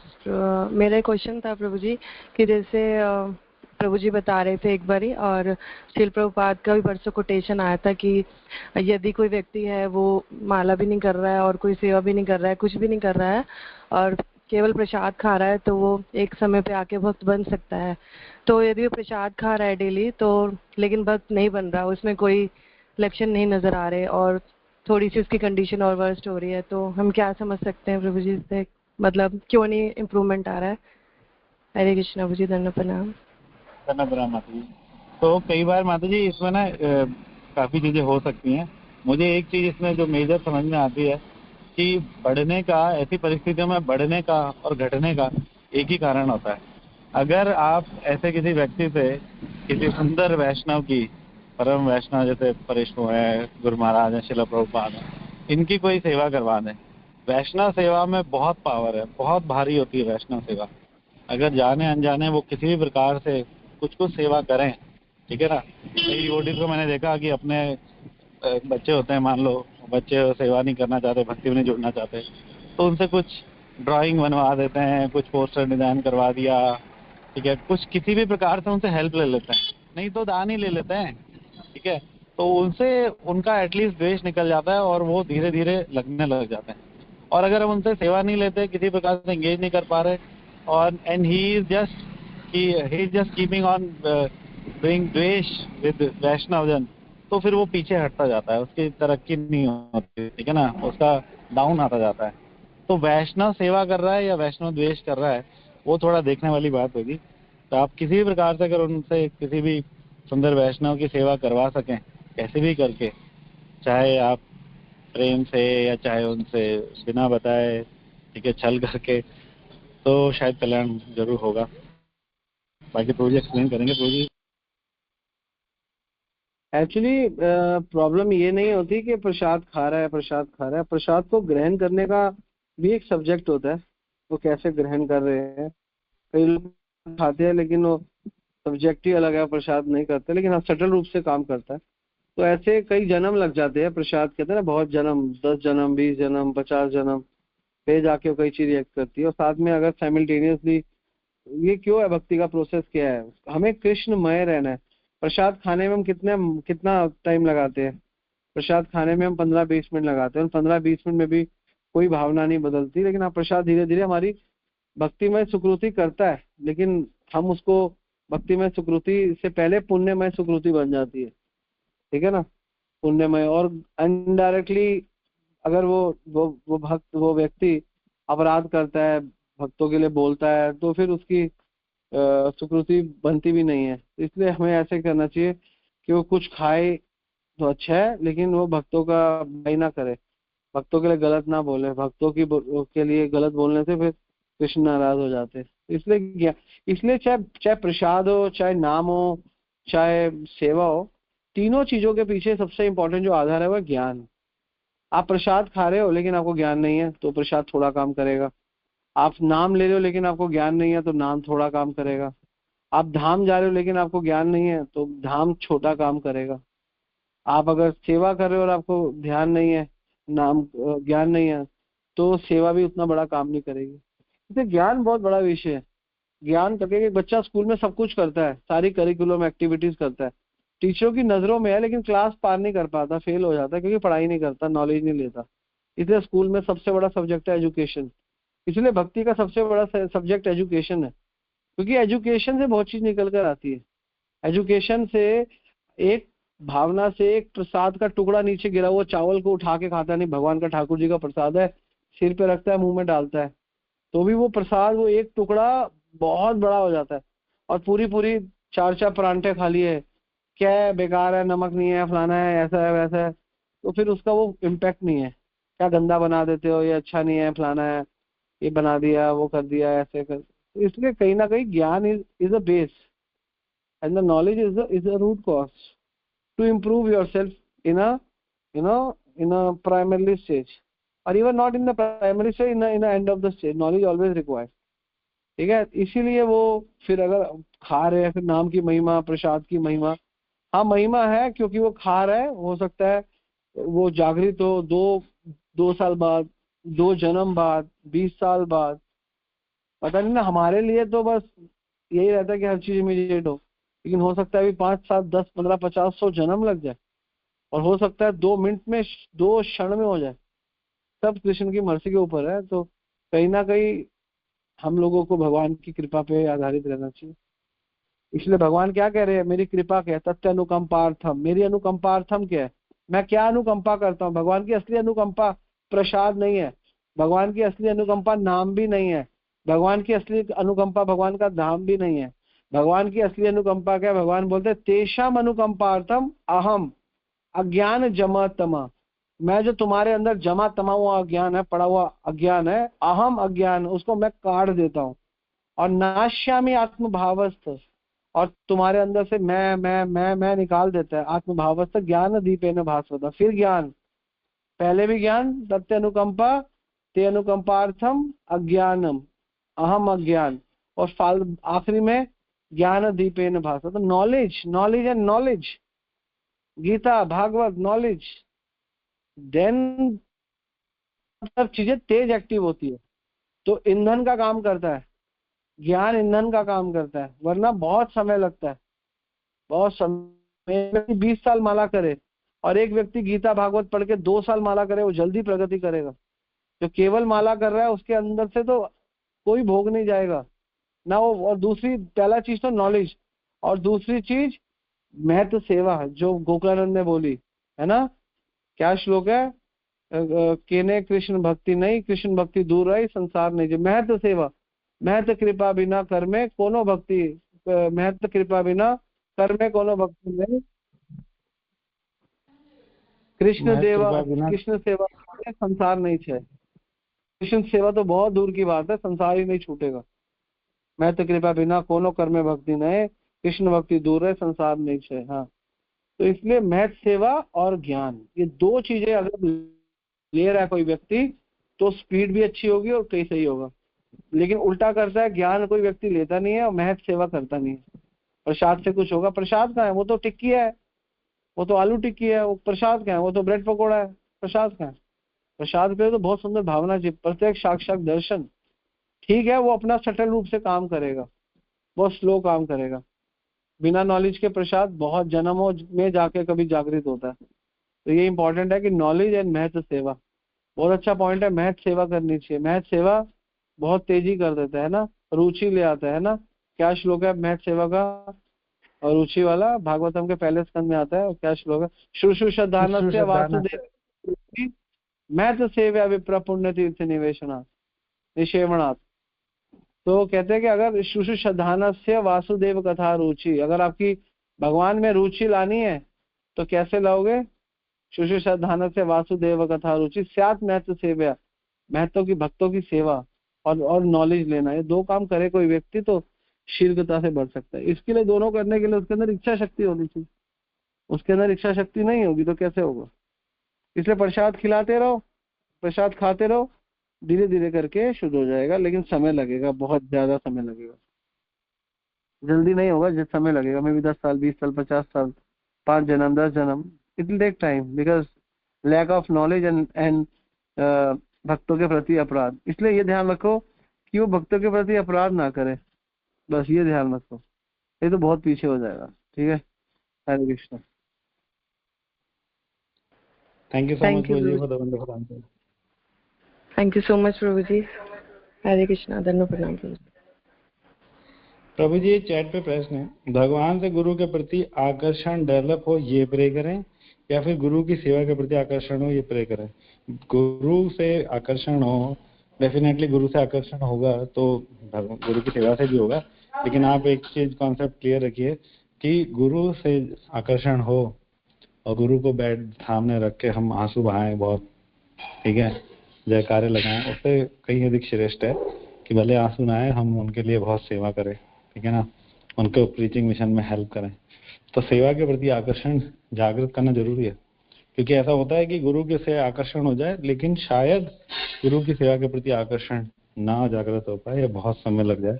लेकिन जिसका गुरु की सेवा से आकर्षण हो गया उसका गुरु से है ही आकर्षण, वो तो इनबिल्ट है, ठीक है ना। तो गुरु की सेवा से आकर्षण होना ज्यादा जरूरी है। बाकी प्रभु जी उस पर एक्सपर्ट ओपिनियन देंगे। प्रभु जी प्लीज। हरे कृष्ण। जिसका गुरु से आकर्षण है, जिसका गुरु से आकर्षण है और गुरु सेवा से आकर्षण नहीं है, उसका वास्तव में गुरु से आकर्षण नहीं है, उसका अपने आप से आकर्षण है। इसलिए उसको गुरु चाहिए। मेरे को लोग कहे मैं गुरु के आगे पीछे घूमता हूँ। उसका अगर किसी का गुरु से आकर्षण है और गुरु सेवा में सीरियस नहीं है, उसका गुरु से आकर्षण नहीं है, उसका अपने आप से आकर्षण है। पहली चीज याद रखना, दिखेगा उसका गुरु से आकर्षण लेकिन होगा नहीं। ऐसे ऊपर से दिखता है कि है लेकिन होगा नहीं। गुरु कहते हैं कि दे दो जरा 2 लाख कल, तो गुरु से कोई आकर्षण नहीं है, उसका पागल है, वो झूठ बोल रहा है। दुनिया को लग रहा है उसका गुरु से आकर्षण एक ही जगह, गुरु से आकर्षण उनकी सेवा से आकर्षण ही होता है। पहली चीज आकर्षण ही डिसाइड करेगा सब कुछ। इस जगत में हर चीज आकर्षण पे ही तो है। आपको आकर्षण आता है तो आप घूमने जाते हो, आपको आकर्षण है, खाना खाओगे, उससे आपको आकर्षण है, उसकी तरफ घूरोगे, उस चीज को प्राप्त करोगे, सब कुछ आकर्षण ही तो रहेगा। आकर्षण मतलब devotion, actually attraction is devotion. और नॉट इन डिवोशन एक्चुअली, आप कहोगे संसार में भी अट्रैक्शन मतलब कहने का मतलब जहाँ पे आपका अट्रैक्शन है ना वो आप हो, बस वहीं आपको वहीं पे आप पड़े हो, बस उससे ना ज्यादा इधर हो ना ज्यादा उधर हो। आप देख लो किस चीज से आपको अट्रैक्शन है, तो जहाँ आपका अट्रैक्शन है वहीं आप पड़े हुए हो, वहीं आप सड़े हुए हो। और अगर ये भगवान से हो जाए, कृष्ण से हो जाए, तो वहीं उनके साथ हो। अट्रैक्शन बहुत बड़ा विषय। और गुरु से ये गलत कॉन्सेप्ट है, गुरु से अट्रैक्शन और गुरु की सेवा से अट्रैक्शन, ये होता ही नहीं, एक ही चीज है। गुरु से अट्रैक्शन इज इक्वल टू गुरु की सेवा से। If you have attraction with guru और not attraction with guru seva, then it means you don't have attraction with guru. फिर आपका गुरु से नहीं, आपका अपने आप से अट्रैक्शन है, क्योंकि आपको पता है कि लोग आपसे अट्रैक्ट हो जाए क्योंकि आप इस गुरु के शिष्य हो या आपको अच्छा लगता है, अदरवाइज यही है। तो ये बिल्कुल गुरु से अट्रैक्शन और गुरु की सेवा से अट्रैक्शन, ये दो क्वेश्चन हो ही नहीं सकते, क्वेश्चन ही एक है। तो अपने आप को गुरु से अट्रैक्शन है, सेवा से अट्रैक्शन, क्या ये कौन सा अट्रैक्शन हो गया फिर, है ना? माँ अपने बच्चे से आकर्षित तभी तो सेवा करती है, स्वाभाविक है, अट्रैक्शन में सेवा हो जाती है। एक प्रेमी प्रेमिका जब अट्रैक्शन करते हैं तो छत से दोनों कूद जाते हैं, उस समय उनको सही में आवेशित हो जाते हैं एक दूसरे के लिए। तो अट्रैक्शन का मतलब ही यही है कि आपको कष्ट लेना, और उस कष्ट में सुख है। एक्चुअली ये है कि कष्ट नहीं लेना, वो सुख ही है। लगता है वो कष्ट है, वो सुख है, ठीक है ना? हमें जिसको तो चार में आनंद आए तो समझ लो सही सही ट्रैक पे है, वो he is on the right track. बाकी कोई अट्रैक्शन है, इनफैक्ट धाम का भी अट्रैक्शन है ना, तो भी कंफर्म नहीं है, मिश्रित है वो, कि आपका धाम से अट्रैक्शन है, लेकिन हो सकता है मिश्रित हो। मिश्रित समझते हो सकता है मिश्रित हो कि आपका भी भगवान से अट्रैक्शन है या नहीं है, आपका अपने सुख से अट्रैक्शन है। तो अट्रैक्शन का मतलब ही अलग हो जाता है। और अट्रैक्शन हमको करना पड़ेगा, जबरदस्ती डाल डाल के, सुन सुन के हो जाएगा अट्रैक्शन। अट्रैक्शन क्योंकि हमारा अट्रैक्शन भोगों में है ना, क्योंकि भगवान ने हमारे सामने इंद्रियां लगा दी, जीवा लगा दी, है ना, और सब कुछ लगा दिया, लगा दिए, और मलमूत्र का स्थान लगा दिया, तो इसलिए हमारा अट्रैक्शन हो जाता है उनको सेंस के बारे में। जब ये सेंस से हम इन सेंस को नॉनसेंस मान लेंगे तो फिर हमारी भगवान, फिर सेंस ऑब्जेक्ट हट जाएंगे, ठीक है ना? अपने आप को नॉनसेंस मान लो। गलतियां देखो, बार बार गलतियां करना हो जाएगा, बहुत जन्मों तक करोगे, लेकिन एक दिन ये मन में रखो कि छोड़ना है, गंदा काम करना है, छोड़ना है, छोड़ना है, अट्रैक्शन भगवान में लगाना है, प्रेशर मारो अपने पे, थोड़ा बहुत हो जाएगा। समय लगेगा 5 साल, 10 साल, 20 साल, 25 साल, 1 2 4 5 जन्म, लेकिन इसी ज्ञान में रहो, हो जाएगा। बहुत जन्मों से, करोड़ों खरबों जन्मों से लगे हुए इस जगत में। देखो मैं अब एकदम से कह दो कि हटा दो तो हटाओगे नहीं, लेकिन नॉलेज लेते रहो, धीरे धीरे ठीक हो जाएगा। लेकिन ये वाला जो पॉइंट है ना, गुरु में अट्रैक्शन है, गुरु सेवा में नहीं है, तो उसका कोई गुरु में अट्रैक्शन हो ही नहीं सकता। गुरु में अट्रैक्शन ही गुरु सेवा में अट्रैक्शन है। गुरु में कोई अट्रैक्शन, गुरु में क्या अट्रैक्शन हो, तो आपका अपने, तो ये ऐसे चलता है ये। जैसे आपको मैं बताता हूँ, आप जब जाते हो कोई सामान खरीदने, आपको अपने लिए कोई, आप कहते हो मैं उससे अट्रैक्ट हो गया, है ना, उसकी कोट से, उसके पैंट से अट्रैक्ट हो गया, उसके,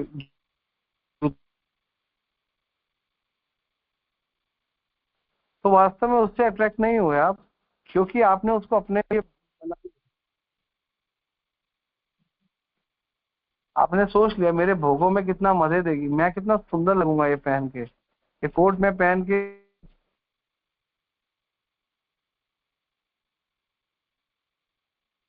तो कोई किसी से नहीं हुआ, वो अपने आप से ऑलरेडी अट्रैक्ट है, किसी लड़की से अट्रैक्ट नहीं है, आप अपने आप से अट्रैक्ट हो, और उस लड़की को अपना विषय बना दिया, मैं इसको भोगूंगा। अपना ही है, हम लोग अपने से अट्रैक्ट है, कोई से, कोई सोने से, कोई, सब चीज अपने लिए भोगने के लिए है, ठीक है ना? जब आपकी भोग वृत्ति हट जाएगी, मान लो हट गई, तो आपके लिए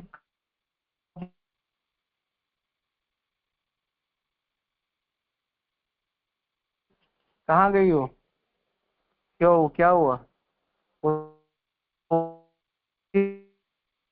ये चांदी भी वही है, हीरा भी वही है, वो पैंट भी वही है, शर्ट भी वही है, जिसके लिए आप दीवाने थे, कहाँ गई वो पैंट शर्ट? पता नहीं कहाँ गई। जब मेरी शादी रही, मेरे का 250 से ज्यादा थी, मोर देन 250 शर्ट्स, सारी ब्रांडेड।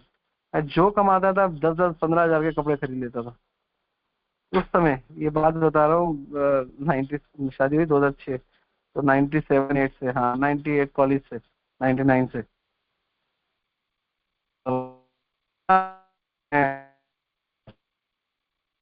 मन ही नहीं हट, मन ही भर गया, पहनते ही नहीं है। कहाँ गई, कहाँ गया वो अट्रैक्शन? आप क्यों नहीं अच्छा, ये गाना क्यों अच्छा नहीं लगता, पहले वहीं पड़े रहते थे। क्या कहाँ गया? क्लियर? इसलिए अट्रैक्शन किसी वस्तु में नहीं है, अपने आप से है। तो अब अपने आप से अट्रैक्शन है अभी भी, लेकिन अब समझ के साथ अट्रैक्शन हो गया। This is all about. गुरु से अट्रैक्शन है, लेकिन गुरु की सेवा से नहीं है, सब नॉनसेंस बनती है। गुरु से ही अट्रैक्शन नहीं है। गुरु से अट्रैक्शन होगा तो जरूरी नहीं है कि गुरु के आगे पीछे घूमेंगे, है ना। गुरु महाराज की जय, प्रभुपाद की जय। क्या हो गया जय? जय करने से क्या होता है? तो सेवा देखनी चाहिए, सेवक नहीं देखनी चाहिए। सेवक तो बहुत दिखते हैं, सेवा दिखती नहीं। तो किसी का कहीं अट्रैक्शन नहीं है, सबका अपने आप से अट्रैक्शन है, और कुछ नहीं है। गुरु से अट्रैक्शन जिनका होता है वो तो अलग ही, उनका अलग प्लेटफॉर्म पे जीते हो। उनको कोई मतलब नहीं है इस जगत में कोई।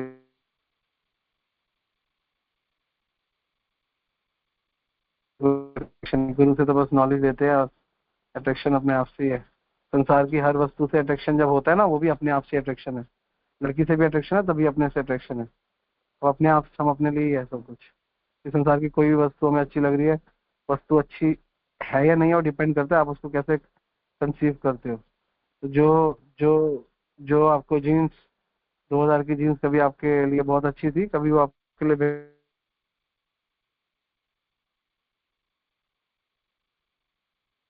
तो उसका कृष्ण से कोई रिलेशन नहीं है। कृष्ण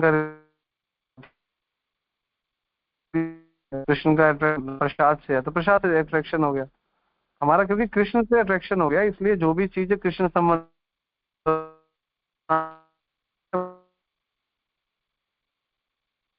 इसलिए अगर हम गुरु से अट्रैक्ट होंगे तो हमारी एक्टिविटीज बताएंगे हम गुरु से अट्रैक्ट है। गुरु गुरु से अट्रैक्ट हो, वो अभी नॉलेज में है, ठीक है, not bad, is not bad, लेकिन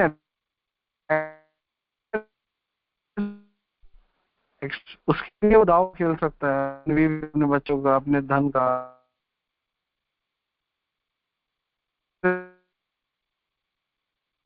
गुरु की नॉलेज, अट्रैक्शन अट्रैक्शन हो गया तो फिर तो भगवान गुरु से तो नहीं रोक पाएगा भगवत धाम के लिए, कृष्णा भी नहीं रोक पाएंगे। गुरु से अट्रैक्शन हो गया तो आप सीधा कृष्ण के चरण में गिर जाओगे।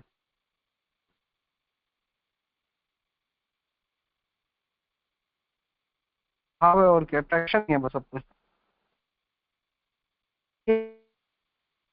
हो जाए हम किसी तरीके से। अभी अट्रैक्शन नहीं है भगवान से, अभी तो बस नॉलेज है और प्रोसेस में है। अभी नॉलेज में समझ है, अट्रैक्शन नहीं है। और जो गुरु के साथ कहते हैं गुरु से, गुरु की सेवाओं में मतलब नहीं है, और गुरु में जिनका इंटरेस्ट है ना, गुरु में अट्रैक्शन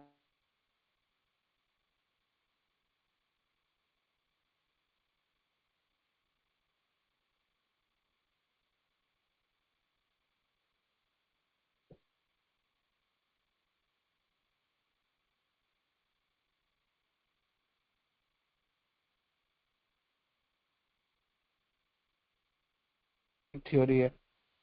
आप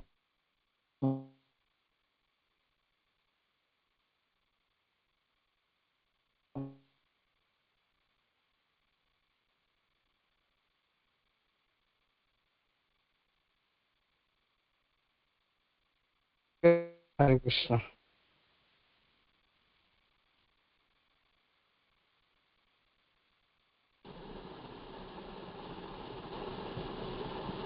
प्रभु जी एक प्रश्न यहाँ पे है कि मैं बहुत इंट्रोवर्ट हूँ, मुझे लोगों से बात करने में बहुत टाइम लगता है, इसलिए मैं अपने मेंटर्स और इंट्रोवर्ट नेचर के कारण नहीं हो पाता, तो कैसे ठीक करें इसको प्रभु जी इसको?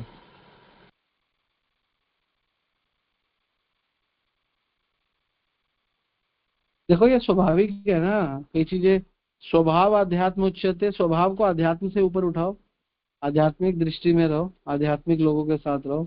इंट्रोवर्ट होना ठीक है, थोड़ा बहुत इंट्रोवर्ट होना अच्छा भी है एक्चुअली, ज्यादा एक्सट्रोवर्ट होना भी नहीं चाहिए, लेकिन ज्यादा इंट्रोवर्ट होना भी बहुत अच्छा नहीं है।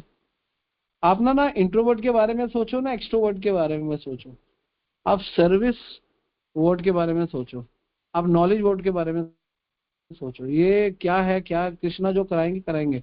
हम हर जीव का स्वभाव अलग है, लेकिन हर जीव का स्वभाव अलग है, लेकिन दवाई सबके लिए सेम है। जैसे फॉर एन एग्जाम्पल, कोई व्यक्ति मोटा है, कोई व्यक्ति पतला है, कोई व्यक्ति छोटा है, लेकिन वो दवाई डॉक्टर वही देता है। तुम्हारी उम्र कितनी है? तुम्हारी उम्र है 20 साल, ओके, और दवाई 20 साल को केंद्रित करते हुए कौन सी दवाई सूट करेंगी, देगा। बुखार हो गया, सेम दवाई है, क्योंकि सबके अंदर जो मैकेनिज्म है शरीर का वो सेम ही है, ठीक है ना। तो सिमिलरली हमारे सबका मैकेनिज्म सेम है, हमारा कुछ स्वभाव अलग ऊपर हो नीचे हो सकता है, बट हम सबके पास 2 आंखें हैं, 2 कान है, 1 नाक है ना, और 1 मुंह है, 2 हाथ है, 2 पैर है, हर पैर में 5 उंगली है तो वो स्ट्रक्चर एक ही है, तो स्वभाव थोड़ा अलग है, कोई बात नहीं। दवाई यही है, दवाई यही है, और स्वाद अलग होना भी चाहिए, ठीक है ना। भगवान ने कितनी वैरायटी बनाई खाने की, और सारा खाना एक ही काम करता है, पेट भरता है। आप डोसा खाओ उससे पेट भरेगा, परांठा खाओ उससे पेट भरेगा, रोटी खाओ उससे पेट भरेगा, चावल खाओ उससे पेट भरेगा, भरेगा पेट, लेकिन जीवा तीनों का अलग स्वाद लेगी, है ना। तो भरेगा भरेगा, सब चीजों से पेट भरेगा।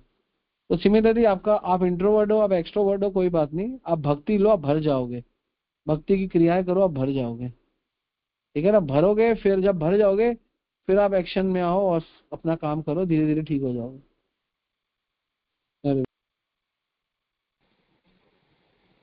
Thank you Prabhu ji. हरे कृष्णा।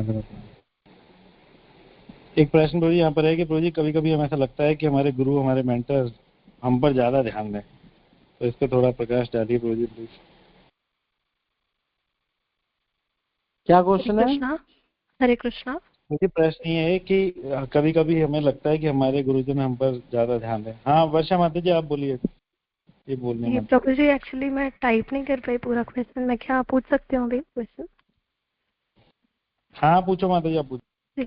जी हरे कृष्ण प्रभु जी, धन्यवाद प्रणाम। प्रभु जी क्वेश्चन ये है कि जैसे कभी कभी ना हमें ऐसा लगता है कि हमारे मेंटर्स हैं या गुरु हैं या जो भी शिक्षा गुरु हैं, हमारे सीनियर्स हैं, ऐसा फील होता है कि वो हम पर मतलब कंपैरिजन टू दूसरे डिवोटीज के, ईर्ष्या द्वेष नहीं होता, बट ऐसा मन में फीलिंग आता है कि वो हम पर ज्यादा ध्यान दे, हमें ज्यादा सेवाएं दे और हम उनके फेवरेट बने, जो भी वो हमें सेवा दे वो हम अच्छे से करें, और मतलब उनकी मतलब है ना, मतलब ऐसा होता है ना कि टॉप लिस्ट में या मतलब उसमें बने रहें।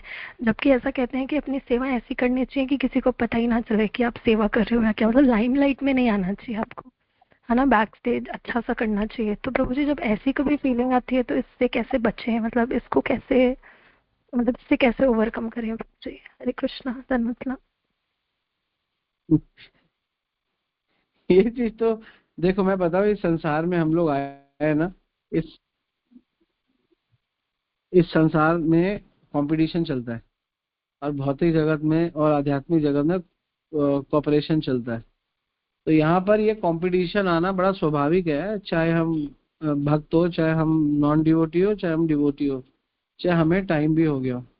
तो हमें क्या करना है, हमें बैक ऑफ द माइंड इस चीज को बना के रखना है, लेकिन in a good vision, in a good way. Competition, healthy competition always required, जो कि आपकी सर्विसेज को एनहेंस करे, कि मैं इससे अच्छी सर्विस करना चाहती हूँ, या मैं इसके जैसी सर्विस करना चाहती हूँ, कितना अच्छा सर्विस करती है। तो लेकिन अगर हमारे अंदर ये भाव कि मैं अच्छा करूं और वो बुरा करे, तो ये गलत भावना है। लेकिन हमारे अंदर ये भावना है कि मैं अच्छा करूं और अच्छा करूं और अच्छा करूं, तो ये अच्छी भावना है। तो मैं अच्छा करूं, दूसरे से अच्छा करूं, वो बुरा करे, ये गंदी भावना है। लेकिन मैं अच्छा करूं और मैं अच्छा करता रहूं, ये अच्छी भावना है। तो अच्छा करने के लिए सोचना बहुत अच्छा है, लेकिन अच्छा करते हुए दूसरों को गिराना के सोचने से आप ही गिर जाते हो, हम ही गिर जाते हैं। तो अच्छे करने के लिए हमेशा हमारे मन में डिटरमाइंड होना चाहिए, हमेशा डिटरमाइंड होना चाहिए, ठीक है। लेकिन ये नहीं होना चाहिए कि वो अच्छा ना करे, तो इसमें ध्यान देना है। इसलिए आपके मन में अगर ये है मैं सबसे अच्छा करूं, तो बिल्कुल सबसे अच्छा करने का ही सोचना चाहिए, यही सोचना चाहिए कि सबसे अच्छा मैं ही करूं, ठीक है, ये सोचना चाहिए। लेकिन आपको ये नहीं सोचना चाहिए कि वो अच्छा क्यों करे। भाई इतना ध्यान दो, बाकी और कोई ध्यान मत दो कि मैं उससे आगे बढ़ रही हूँ। ये आ रहा है तो बैक ऑफ द माइंड आने दो, उसको गिराने का नहीं सोचना। हमें लाइमलाइट में रहना है, हमें वो अच्छी सर्विस करनी है, वो लगे रहे। तो अच्छा करना है, बिल्कुल अच्छा करना है, और बहुत अच्छा करना है, और सोचना है कि सबसे अच्छा करना है, ये भी सोचना है, ठीक है। लेकिन वो गिर जाए ये मत सोचो, इसके गिरने से आप गिर जाओगे, बस ये ध्यान रखो। बाकी अच्छा करने के लिए हमेशा सोचो, ठीक है। That is the point. Hare Krishna. Thank you Prabhu ji. Hare Krishna. धन्यवाद प्रभु। Thank you so much Prabhu ji. Hare Krishna. प्रणाम। और कोई प्रश्न है किसी भक्त का?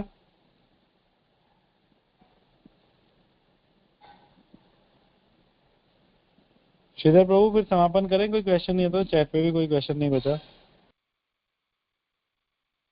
हरे कृष्णा प्रभु जी, मेरा ये प्रश्न था, दंडवत प्रणाम।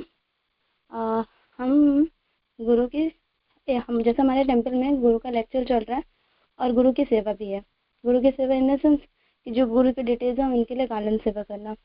तो इन दोनों में से सबसे ज़्यादा प्रायोरिटी किसको देना चाहिए, उनके लेक्चर को या फिर उनकी सेवा को? क्योंकि सेवा करेंगे तो लेक्चर इतना कॉन्सेंट्रेटली ध्यान से नहीं सुन पाएंगे और काफ़ी भीड़ भी होता है तो काफ़ी दूर भी बैठना पड़ता है। तो इस वजह से हम इन दोनों में से कौन सी चीज़ को पहले प्रायोरिटी दें?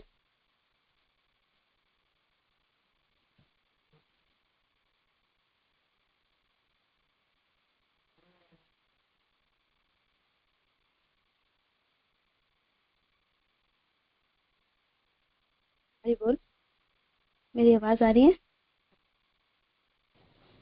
हरे कृष्णा। हाँ जी माता जी, आपका हो गया प्रश्न आपका पूरा? Yes ma'am. ओके। तो गुरु का लेक्चर सुनना या गुरु की सेवा, तो कोशिश करो माला बनाते बनाते ही गुरु का लेक्चर सुन लो, सामने बैठे ही है ना, साइड में बैठ के मंदिर प्रांगण में व्यवस्था होती है तो वो कर सकते हैं। आपको देखना पड़ेगा क्या प्रायोरिटी है। कुछ सेवा ऐसी है जो ठीक है लेक्चर के बाद भी हो सकती है, तो वहाँ पे आपकी इंटेलिजेंस काम करेगी बस। कुछ सेवा ऐसी है जो लेक्चर के बाद भी हो सकती है, तो लेक्चर सुनो, गुरु को सामने बैठ के श्रवण करना ये भी अपने आप में बड़ी सेवा है। और कुछ सेवा ऐसी है कि वो लेक्चर के दौरान ही होनी चाहिए थी, ठीक है, वो उसी समय चेक करनी है, तो फिर एक बार लेक्चर को हम बाद में रिकॉर्डिंग में सुन लेंगे, ठीक है। तो सेवा करो, बाकी प्रोजेक्ट एक्सप्लेन करेंगे।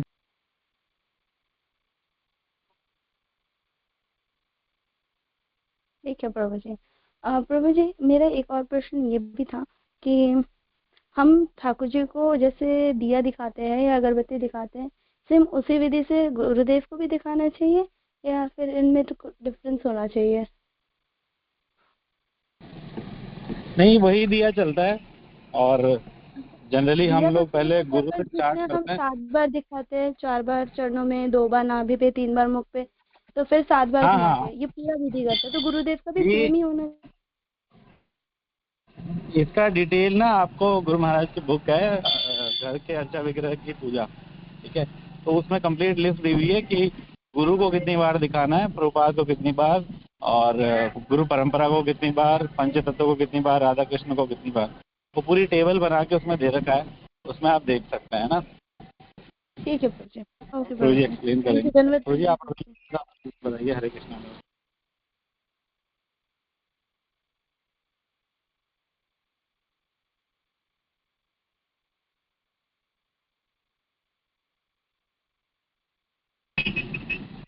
ओके श्रीधर प्रभु जी फिर समापन करें। हरे कृष्ण प्रभु जी, धन्यवाद प्रणाम। यस प्रभु जी कर हरे सकते हैं। कृष्णा। गुरु को डायरेक्ट 4 टाइम्स दिखा सकते हैं, 4 बार डायरेक्टली।